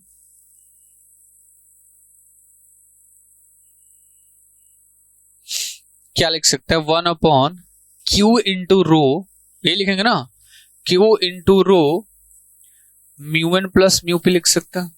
जी हाँ लिख सकते हैं सर, लिखो ना वैल्यू 1 अपॉन, ये रेजिस्टिविटी का वैल्यू कितना दिया हुआ है, 0.46, 0.46 इंटू 1.6 इंटू 10⁻⁻⁻19, और म्यू एन का वैल्यू सर कितना है, म्यू एन का वैल्यू क्वेश्चंस पे कितना दिया हुआ है, 0.38, 0.38 प्लस 0.18। ठीक है सर, हो गया काम। अब इसको अगर हम सॉल्व करेंगे तो वैल्यू कितना आ जाएगा सर, अपने पास इसको सॉल्व करके वैल्यू कितना आएगा, ये बात आपको क्या करना है, बताना है। सर यहां से सॉल्व करके वैल्यू कितना आ रहा है, 10 का पावर कितना हो जाएगा, 19, that will be 2.42,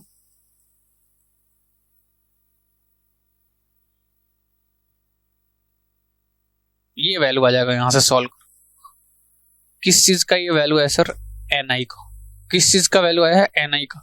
इस क्वेश्चंस में ऑप्शंस नहीं था क्या, हाँ इस क्वेश्चन में ऑप्शंस नहीं था, मैंने ऑप्शंस नहीं रखे थे, मैंने सीधा इसको क्या करवाया, सीधा मैंने सॉल्व करवाने की कोशिश करी है। देख लेना इसको अच्छे तरीके से, आई होप ये कॉन्सेप्ट सारे क्या होने चाहिए, क्लियर होने चाहिए।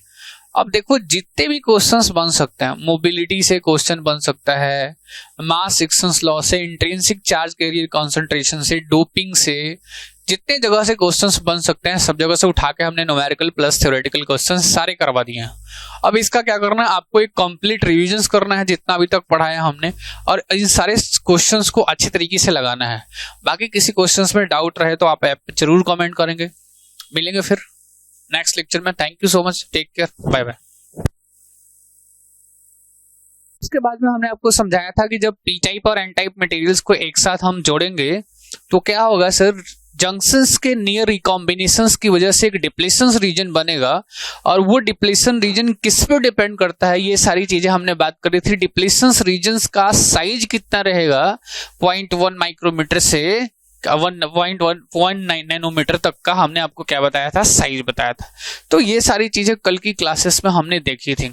आज की क्लास में हम क्या डिस्कस करने वाले डियर, आज की क्लास में हम लोग डिस्कस करने वाले हैं फॉरवर्ड बाइस and reverse bias of PN junctions, कि फॉरवर्ड बाइस कंडीशंस में और रिवर्स बाइस कंडीशंस में हमारा पीएन जंक्शंस कैसे काम करता है, ये हम लोगों को देखना है, ये हम लोगों को क्या करना है आज की क्लास में समझना है।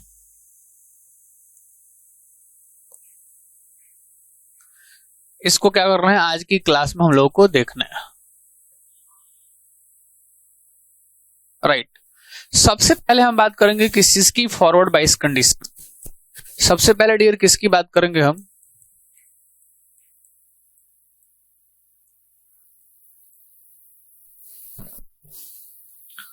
फॉरवर्ड बाइस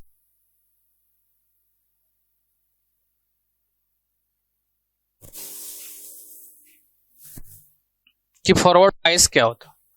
फॉरवर्ड सिर्फ बाइस लिखो, बाइस से क्या समझते हैं, इस बात को समझना है आपको। जब पी टाइप और एन टाइप मटेरियल्स को हमने जोड़ा था तो क्या बना था अपने पास, when p type and n type semiconductors are joined together it forms the p junctions, right। अब एक बात समझो, जब हम p को पॉजिटिव सप्लाई से जोड़ दें और n को जब हम नेगेटिव सप्लाई से जोड़ दें तो क्या होता है सर, उस कनेक्शंस को, उस बाइसिंग को हम कौन से बाइसिंग के नाम से जानते हैं? फॉरवर्ड बाइसिंग के नाम से जानते हैं। सर एक टर्म है यहाँ पे बाइस। बाइस का क्या मतलब है? बाइसिंग से आप क्या समझते हो? बाइसिंग एक प्रोसेस होता है जिसमें हम सेमीकंडक्टर डिवाइस को या इलेक्ट्रॉनिक्स डिवाइस को सप्लाई देते हैं। किस काम के लिए? उसको डिजायर्ड मोड में ऑपरेट करवाने के लिए। मतलब जिस भी मोड में हम चाहते हैं कि उसको ऑपरेट करवा सकें, उसमें उसको ऑपरेट करवाने के लिए जो हम सप्लाई देते हैं, that is known as biasing. तो सबसे पहले सर मेरा तो कंसर्न ये रहता है कि पहले बाइसिंग ही समझ ले कि बाइसिंग से आप क्या समझते हो। एक वर्ड आया, क्या आया सर? बाइसिंग क्या होता है?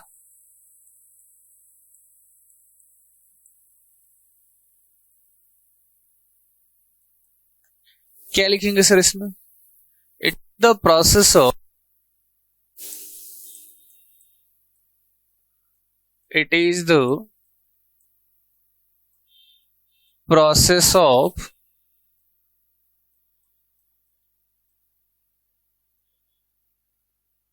giving supply to electronics device to operate in desired mode, to operate in desired mode। मतलब जिस भी मोड में आप ऑपरेट करवाना है, उसके लिए अगर आप सप्लाई प्रोवाइड कर रहे हो तो उसको हम क्या बोलते हैं? बाइसिंग बोलते हैं। और अभी हम बात करेंगे किस चीज की? फॉरवर्ड बाइसिंग की बात करेंगे कि फॉरवर्ड बाइस क्या होता है। अब ध्यान से समझो कि फॉरवर्ड बाइस क्या होता है। सर क्या बताया सर आपने ये बताया कि व्हेन पी टर्मिनल या पी टाइप मटेरियल, ऐसे लिख लो, P type material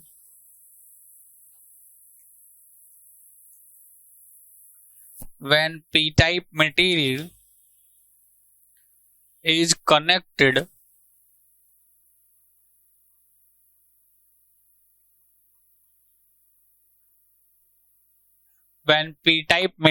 is connected with the positive terminal of the battery, positive terminal of the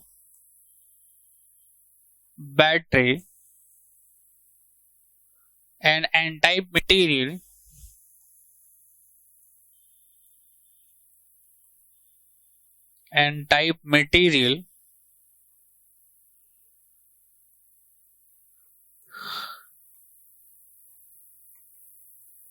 is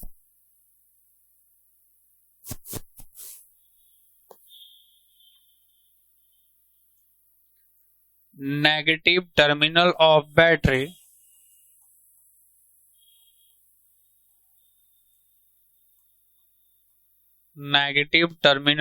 battery this connection is known as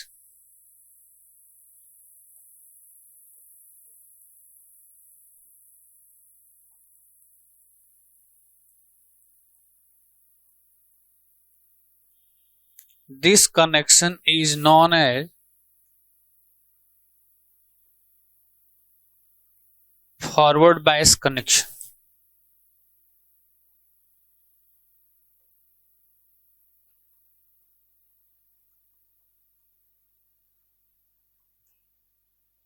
this connection non is forward बाइस connection. ये तो just theoretical चीजों को हमने देखा है, हमने लिखा किस चीज को? थ्योरेटिकल पार्ट्स को।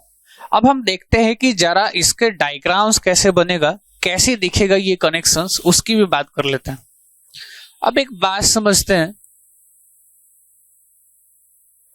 कि सर ये फॉरवर्ड बाइस कनेक्शन में हमने क्या बात करा था कि फॉरवर्ड बाइस कनेक्शन में है,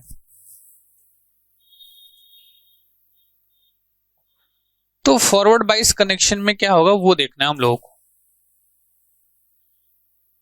अपने पास पी टाइप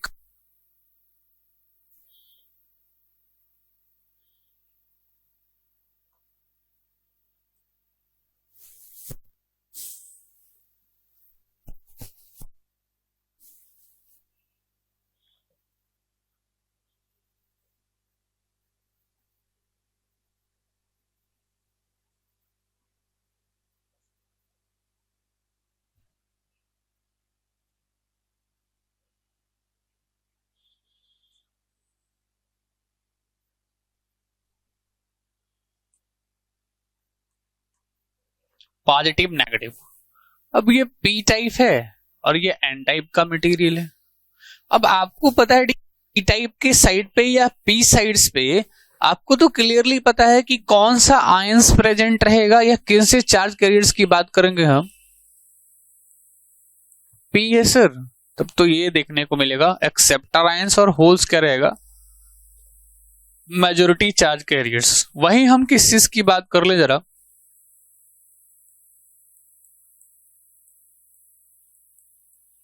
एन साइड पे बात कर लें तो इलेक्ट्रॉन्स क्या होगा, मेजॉरिटी चार्ज कैरियर्स।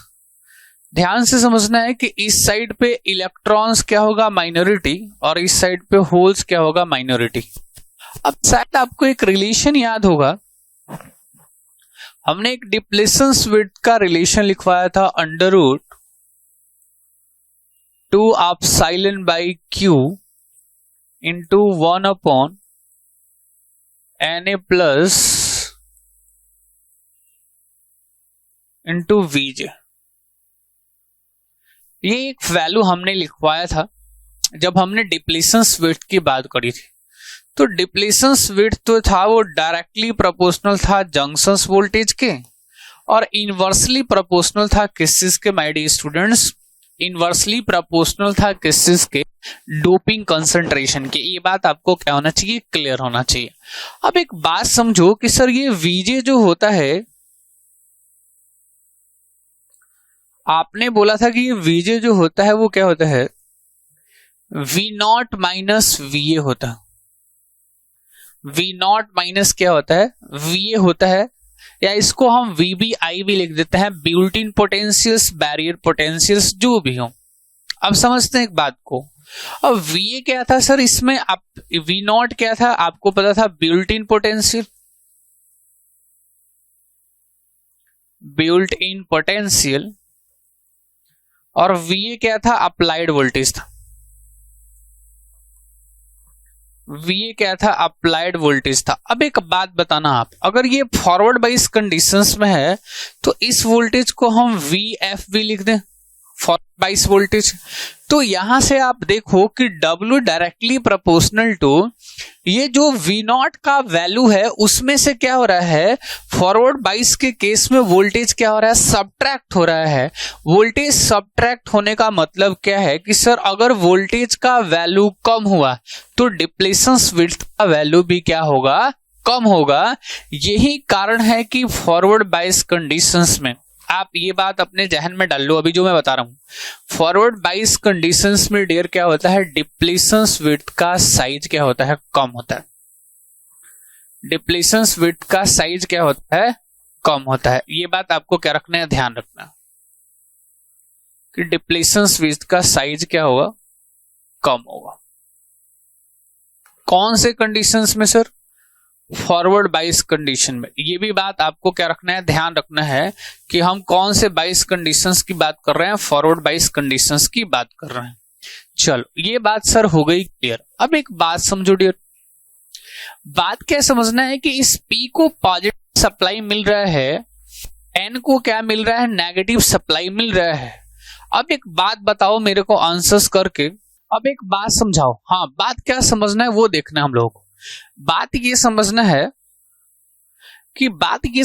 डियर कि जब हम फॉरवर्ड बाइस वोल्टेज को अप्लाई कर रहे हैं, आप वो याद करो बात, जब सेमीकंडक्टर में दो तरीके के करंट्स पढ़ाए थे हमने, डिफ्यूजन करंट और ड्रिफ्ट करंट। ये बात आपको याद करना है, डिफ्यूजन करंट और ड्रिफ्ट करंट। उसमें क्या समझाया था कि ड्रिफ्ट करंट किसकी वजह से आता है, बैटरी की वजह से या एक्सटर्नल सप्लाई की वजह से, और डिफ्यूजन क्या होता है, हायर कॉन्सेंट्रेशन से लोअर कॉन्सेंट्रेशन की तरफ चार्ज कैरियर्स जब ट्रेवल करता है, that is known as diffusion current mechanism. अब उस बात को याद करो।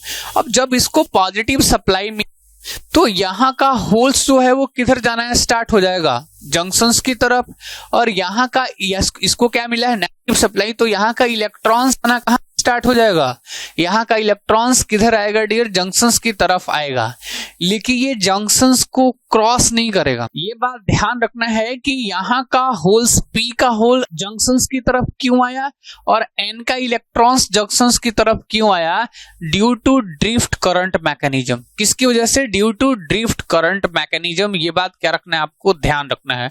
दूसरी बात कि सर ये जंक्शंस को क्रॉस कैसे करेंगे। अब आप एक बात बताओ कि यहाँ इलेक्ट्रॉन्स का नंबर क्या है, पहले से ही ज्यादा है, और बैटरी भी क्या दे रहा है, आपको पता है कि करंट अगर पॉजिटिव से नेगेटिव जा रहा है तो इलेक्ट्रॉन्स का डायरेक्शन होगा नेगेटिव से पॉजिटिव। इसका मतलब क्या हुआ भाई, इसका मतलब ये हुआ कि बैटरी भी इसको क्या कर रहा है, इलेक्ट्रॉन सप्लाई कर रहा है। बैटरी भी क्या कर रहा है, इसको इलेक्ट्रॉन सप्लाई कर रहा है। मान लो यहां से पहले 10 इलेक्ट्रॉन थे, बैटरी 5 और इलेक्ट्रॉन इसको दे दिया। इससे हुआ क्या कि यहाँ इलेक्ट्रॉन का कॉन्सेंट्रेशन बढ़ा। कॉन्सेंट्रेशन बढ़ने से क्या हो गया कि ये जंक्शंस को क्रॉस कर जाएंगे। कौन से मैकेनिज्म से, due to diffusion current mechanism. क्योंकि इनका नंबर इधर बढ़ रहा है, इधर क्या हो रहा है, कम हो रहा है। इधर तो कम पहले से ही है, इधर बढ़ रहा है, तो ये जंक्शंस को क्या कर जाएंगे, क्रॉस कर जाएंगे। ऐसा ही आपको समझाता हूं कि फॉरवर्ड बाइस के केस में पी साइड पे होल्स का नंबर यहाँ है, बैटरी इसको और होल्स दे ही जा रहा है, होल्स दे ही जा रहा है, तो होल्स का नंबर बढ़ने से क्या होगा, होल्स जंक्शंस को क्रॉस कर जाएंगे। और इन मेजॉरिटी चार्ज कैरियर्स को क्रॉस करने की वजह से, ध्यान से सुन लो जो मैं अभी बात बोल रहा हूं, मेजॉरिटी चार्ज कैरियर्स को इस जंक्शंस को क्रॉस करने की वजह से इसमें करंट फ्लो करेगा। उस करंट को हम फॉरवर्ड करंट कहते हैं। क्या बोलते हैं, फॉरवर्ड करंट कहते हैं। ये बात आपको क्या रखना है, ध्यान रखना है। और उस फॉरवर्ड करंट का डायरेक्शंस क्या होगा, पी से एन साइड। क्या होगा, पी से एन साइड। इतनी बात आपको क्या होनी चाहिए, क्लियर होनी चाहिए कि पी से एन साइड करंट फ्लो करेगा। अब आपसे सवाल है मेरा, सर क्या सवाल है, सवाल तो आप पूछ लो। सवाल ये है कि फॉरवर्ड बाइस कंडीशन में अगर आपसे पूछा जाए कि करंट किसकी वजह से फ्लो कर रहा है, तो फॉरवर्ड बाइस कंडीशंस में डियर करंट फ्लो कर रहा है किसकी वजह से, डिफ्यूजन करंट मैकेनिज्म की वजह से प्लस मेजॉरिटी चार्ज कैरियर्स की वजह से। इसमें ना कहीं माइनॉरिटी चार्ज कैरियर कॉन्सेंट्रेशंस का कुछ है और ना ही किस चीज का भाई, नहीं आप ध्यान रखना है, नहीं ड्रिफ्ट करंट का। ड्रिफ्ट करंट की वजह से तो चार्ज कैरियर जंक्शंस के करीब आ रहे हैं, लेकिन जंक्शंस को क्रॉस किससे कर रहे हैं, डिफ्यूजन करंट मैकेनिज्म से। तो ध्यान रखना है, ये दो बातें इंपॉर्टेंट बातें। सर एक बात और, कई बार यहाँ इसके प्रोटेक्शंस के लिए ना हम यहाँ एक रेजिस्टेंस भी लगा देते हैं। उस रेजिस्टेंस को क्यों लगाते हैं, करंट को लिमिट करने के लिए। तो वो भी आप कभी कभी पेपर में पूछ लिया जाता है कि यहाँ पे आरएस क्यों लगाया हमने। तो मान लो आरएस क्यों लगाया, यहाँ अगर मैं बात करूंगा,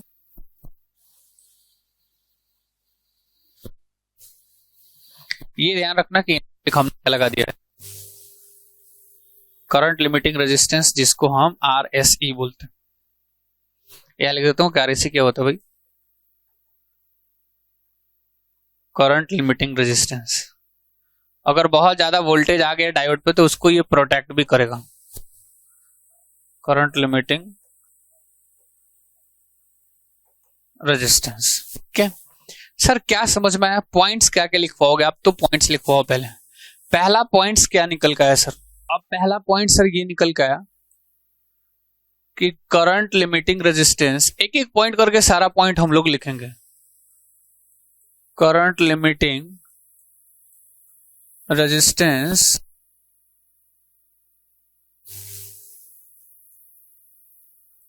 is used to protect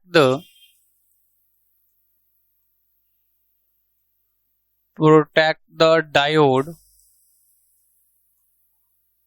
from over voltage. ये जितने पॉइंट्स लिखे जा रहे हैं ये सारे एग्जाम पर्सपेक्टिव से बहुत ही ज्यादा इंपॉर्टेंट है, मैं आपको बता रहा हूं। दूसरा बात, व्हेन फॉरवर्ड बाइस वोल्टेज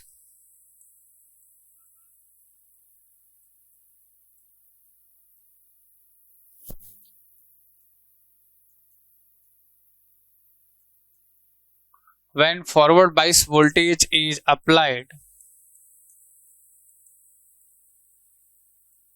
to the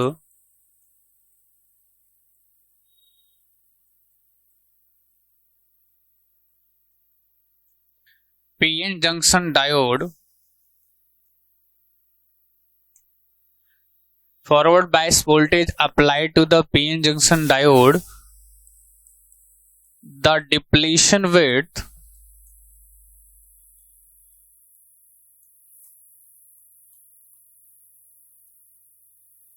becomes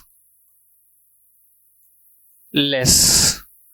ये बात बहुत ध्यान रखना कि जब भी फॉरवर्ड बायस वोल्टेज हम अप्लाई करेंगे किस चीज पे, पीएन जंक्शंस डायोड पे, इसका डिप्लीशन विड्थ का साइज क्या हो जाएगा, छोटा हो जाएगा, लेस हो जाएगा। ये बात आपको क्या रखना है, ध्यान रखना है, बिकम्स लेस। तीसरा पॉइंट सर क्या निकल गया, तीसरा पॉइंट क्या निकल गया है, ध्यान से समझना। तीसरा पॉइंट हम ये कह सकते हैं कि when forward bias voltage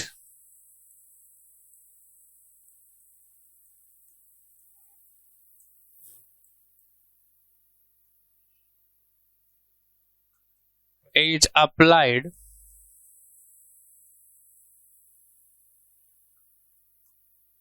to the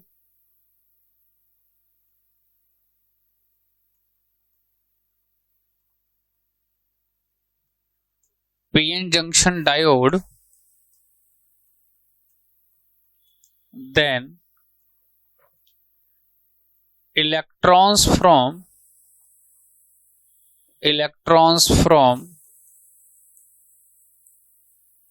N side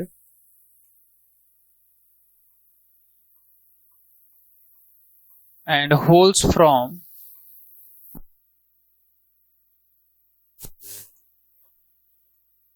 start moving towards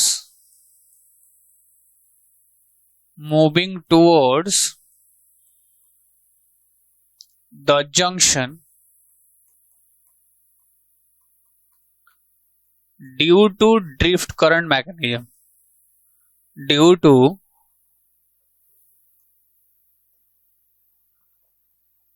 drift current mechanism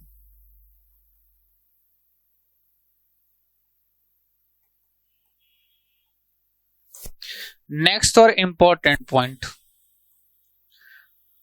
sir, charge carriers junctions के पास तो आ गए, लेकिन अब ये क्रॉस कैसे करेंगे जंक्शंस को, इसी में ये ऐड कर लो, ये पॉइंट इसी में ऐड कर लो। क्या ऐड करना है, but majority charge carriers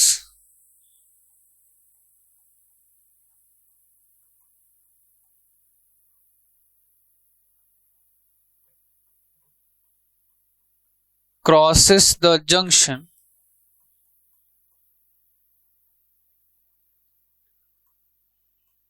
due to diffusion current mechanism,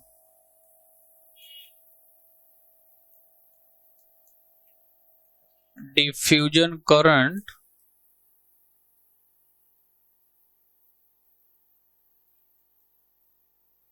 mechanism। ये बात क्या रखना है, आपको ध्यान रखना कि ये चार्ज कैरियर कौन से मैकेनिज्म से या कौन से मेथड से जंक्शंस को क्रॉस करेंगे, तो ध्यान रखना है डिफ्यूजन करंट मैकेनिज्म। अब एक बात और कि जब ये जंक्शंस को क्रॉस कर गए तो ये करंट फ्लो करवाएंगे, तो हम क्या कह सकते हैं कि किसी भी जंक्शंस डिवाइस में करंट तभी फ्लो करेगा जब चार्ज कैरियर्स क्या होंगे, जंक्शंस को क्रॉस करेंगे। तो ये भी बात सर लिखवा दूं। तो नेक्स्ट पॉइंट क्या निकल गया, जंक्शन डिवाइस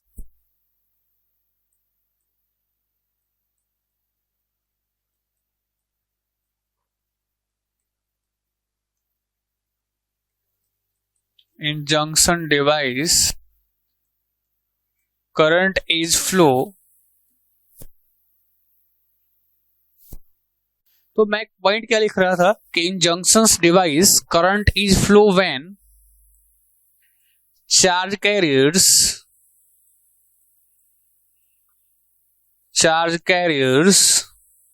crosses the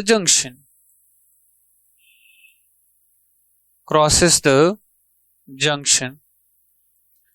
सवाल ये है कि ठीक है जंक्शंस को क्रॉस करेगा तब तो करंट इसमें फ्लो करेगा, लेकिन फॉरवर्ड करंट कब होगा सर, कैसे फ्लो करेगा? तो क्या लिखेंगे, forward current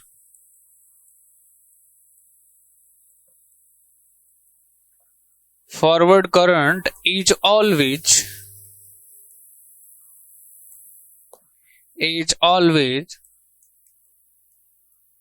flow from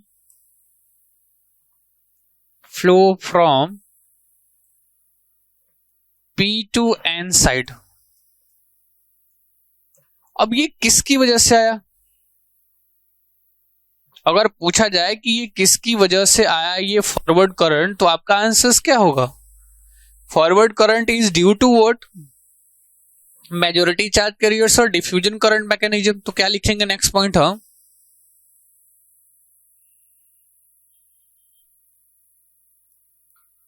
forward current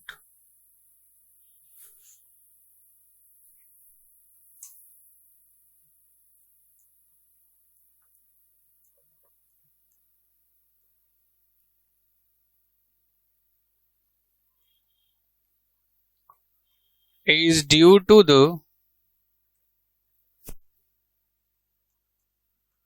forward current is due to the majority charge carriers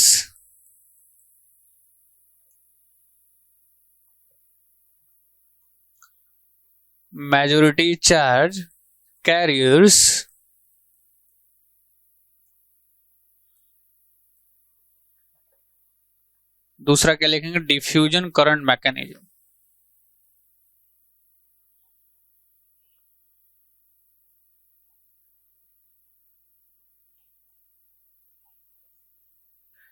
diffusion current mechanism, दो वजह से कौन सा करंट होगा फॉरवर्ड करंट देखने को मिलता है। ये बात क्या रखना है आपको? क्लियर रखना है। ये बात क्या रखना है डियर? क्लियर रखना है। ये बात बिल्कुल क्या रखना है आपको? क्लियर रखना है। अब एक बात और सवाल है कि सर आपने माइनॉरिटी चार्ज कैरियर्स की तो कहीं बात ही नहीं करी है। जब हम फॉरवर्ड बाइस वोल्टेज को अप्लाई करेंगे तो माइनॉरिटी चार्ज कैरियर्स की हम बात नहीं करेंगे, क्योंकि minority charge carriers does not cross the junctions by applying the कौन सा वोल्टेज? Forward voltage. तो ये भी पॉइंट सर अपन मेंशन कर लेते हैं, बिल्कुल कर लेते हैं सर। क्या पॉइंट रहेगा? when forward bias voltage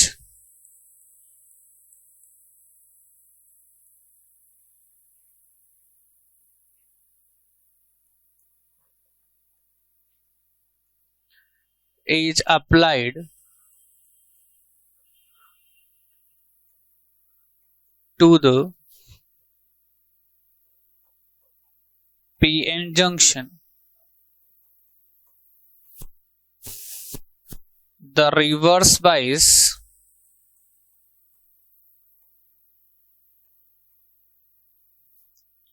the minority charge carriers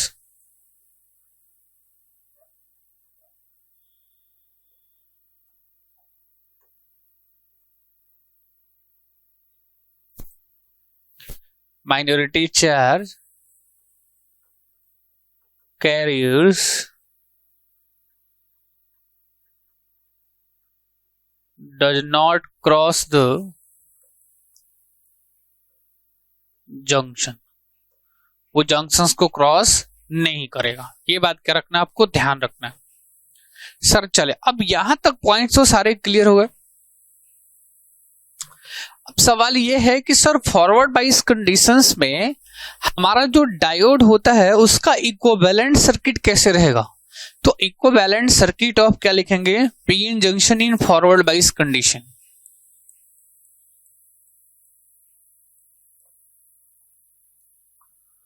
equivalent circuit of PN junction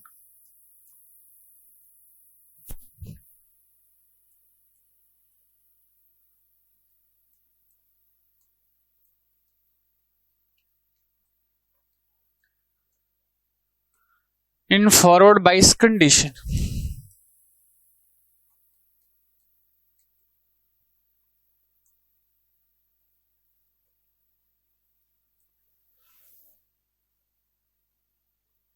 अब समझते हैं बात को जरा, इक्विवेलेंट सर्किट कैसे बनाए। चलो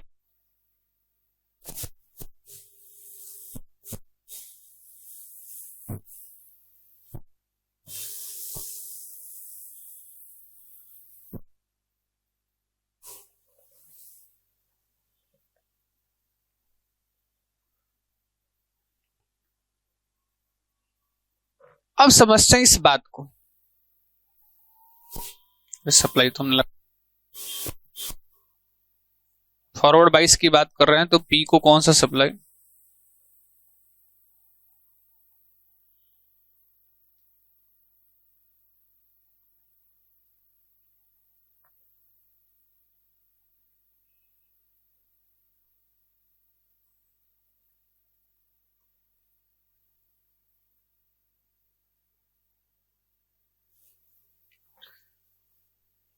this is forward resistance plus minus V F V, ये क्या रहेगा अपना पीएन जंक्शन डायोड। समझते इस बात को जरा ध्यान से एक बार। सर एक बात है कि इस डायोड के अक्रॉस करंट तो पता है कैसे फ्लो करेगा सर, पॉजिटिव से नेगेटिव, और करंट सा कौन सा होगा, आईएफ करंट, जिसको हम करंट कहते हैं। अब एक बात समझते, यहां जो डायोड के अक्रॉस ड्रॉप होगा that is known as VD. VD क्या होता है sir, voltage drop across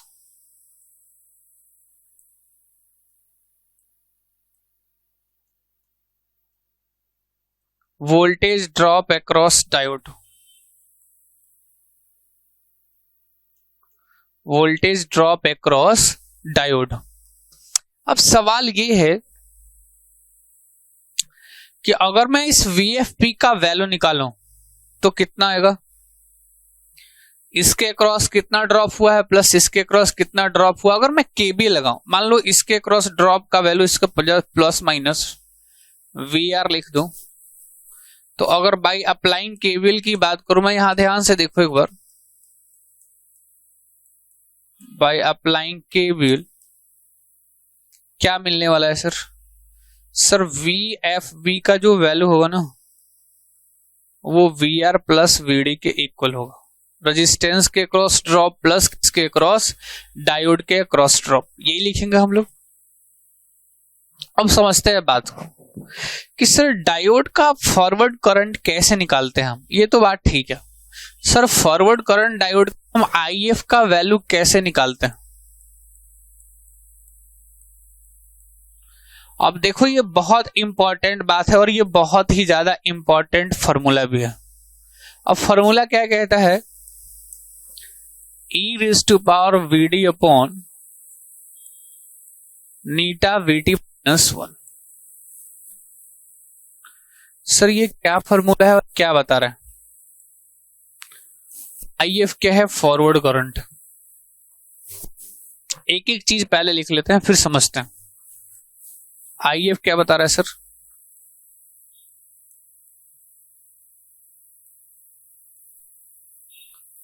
IF क्या बता रहा है, फॉरवर्ड करंट। IS क्या है, रिवर्स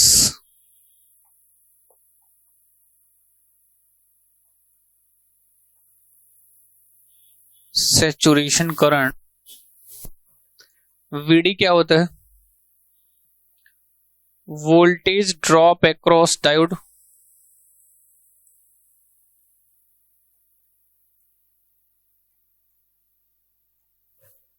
नीटा क्या है सर, VT क्या होता है, VT थर्मल वोल्टेज होता है, ये हम लोग पहले भी पढ़ चुके हैं। क्या होता है सर, थर्मल वोल्टेज। नीटा क्या है सर, नीटा के बड़े सारे नाम है सर, इसको हम रिकॉम्बिनेशन फैक्टर भी कहते हैं,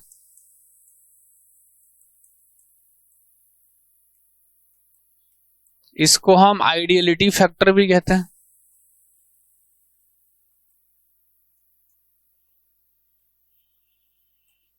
इसको क्या बोलते हैं, रिकॉम्बिनेशन फैक्टर भी बोलते हैं, आइडियलिटी फैक्टर भी बोलते हैं। इसको क्या रखना है, ध्यान रखना है आपको। एक और नाम होता है वो भी लिख लो, इसको यूटिलिटी फैक्टर भी कहते हैं। एग्जाम में अगर पूछा जाए तो आप आंसर्स कर लेना। अब देखो इस नीटा का जो वैल्यू है 1 और नीटा का वैल्यू 2, दो अलग अलग केस लिखे हमने, एक का वैल्यू 1 एक का वैल्यू क्या लिखा हुआ है 2 लिखा हुआ। ध्यान रखना कि जर्मेनियम के केस में इसका वैल्यू 1 रहेगा और सिलिकॉन के केस में इसका वैल्यू कितना रहेगा, 2 रहेगा। ये बात क्या रखना है आपको ध्यान रखना, ये बात क्या रखना है डियर, आपको ध्यान रखना है कि जर्मेनियम के केस में 1 और सिलिकॉन के केस में कितना रहेगा, सिलिकॉन के केस में कितना रहेगा, 2 रहेगा वैल्यू।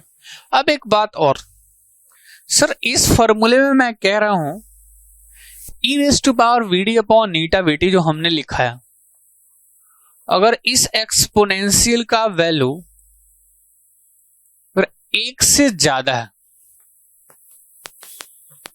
अगर 1 से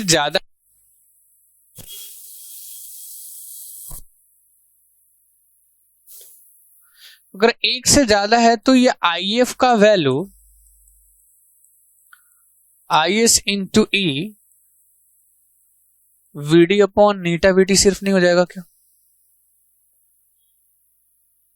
अरे ई एक्सपोनेंस, इसका वैल्यू अगर 1 से बहुत ज्यादा मान लिया तो क्या कर दिया हमने, नेग्लेक्ट कर दिया। तो IF = IS इंटू e⁻⁴ कितना हो गया, ηVT। ये फॉर्मूला समझ आया क्या? ये फॉर्मूला समझ में आना चाहिए, क्योंकि इस बिहाफ पे, इस फॉर्मूले के बिहाफ में एग्जाम में क्वेश्चंस को पूछा गया, एग्जाम में क्वेश्चंस को क्या किया गया है, पूछा गया है इस फॉर्मूले के बिहाफ पे। सो आई होप ये बात तो आपको जरूर और जरूर ही क्या होना चाहिए डियर, क्लियर होना चाहिए। ये सारी बातें यहां से क्या होना चाहिए, बिल्कुल अच्छे तरीके से आपको क्या होना चाहिए, क्लियर होना चाहिए। अब नेक्स्ट बात करते हैं हम लोग किस चीज की, रिवर्स बायस कंडीशन की। नेक्स्ट बात करेंगे किस चीज की डियर, रिवर्स बायस कंडीशंस की, जो कि हम नेक्स्ट लेक्चर में देखेंगे। So thank you so much, take care.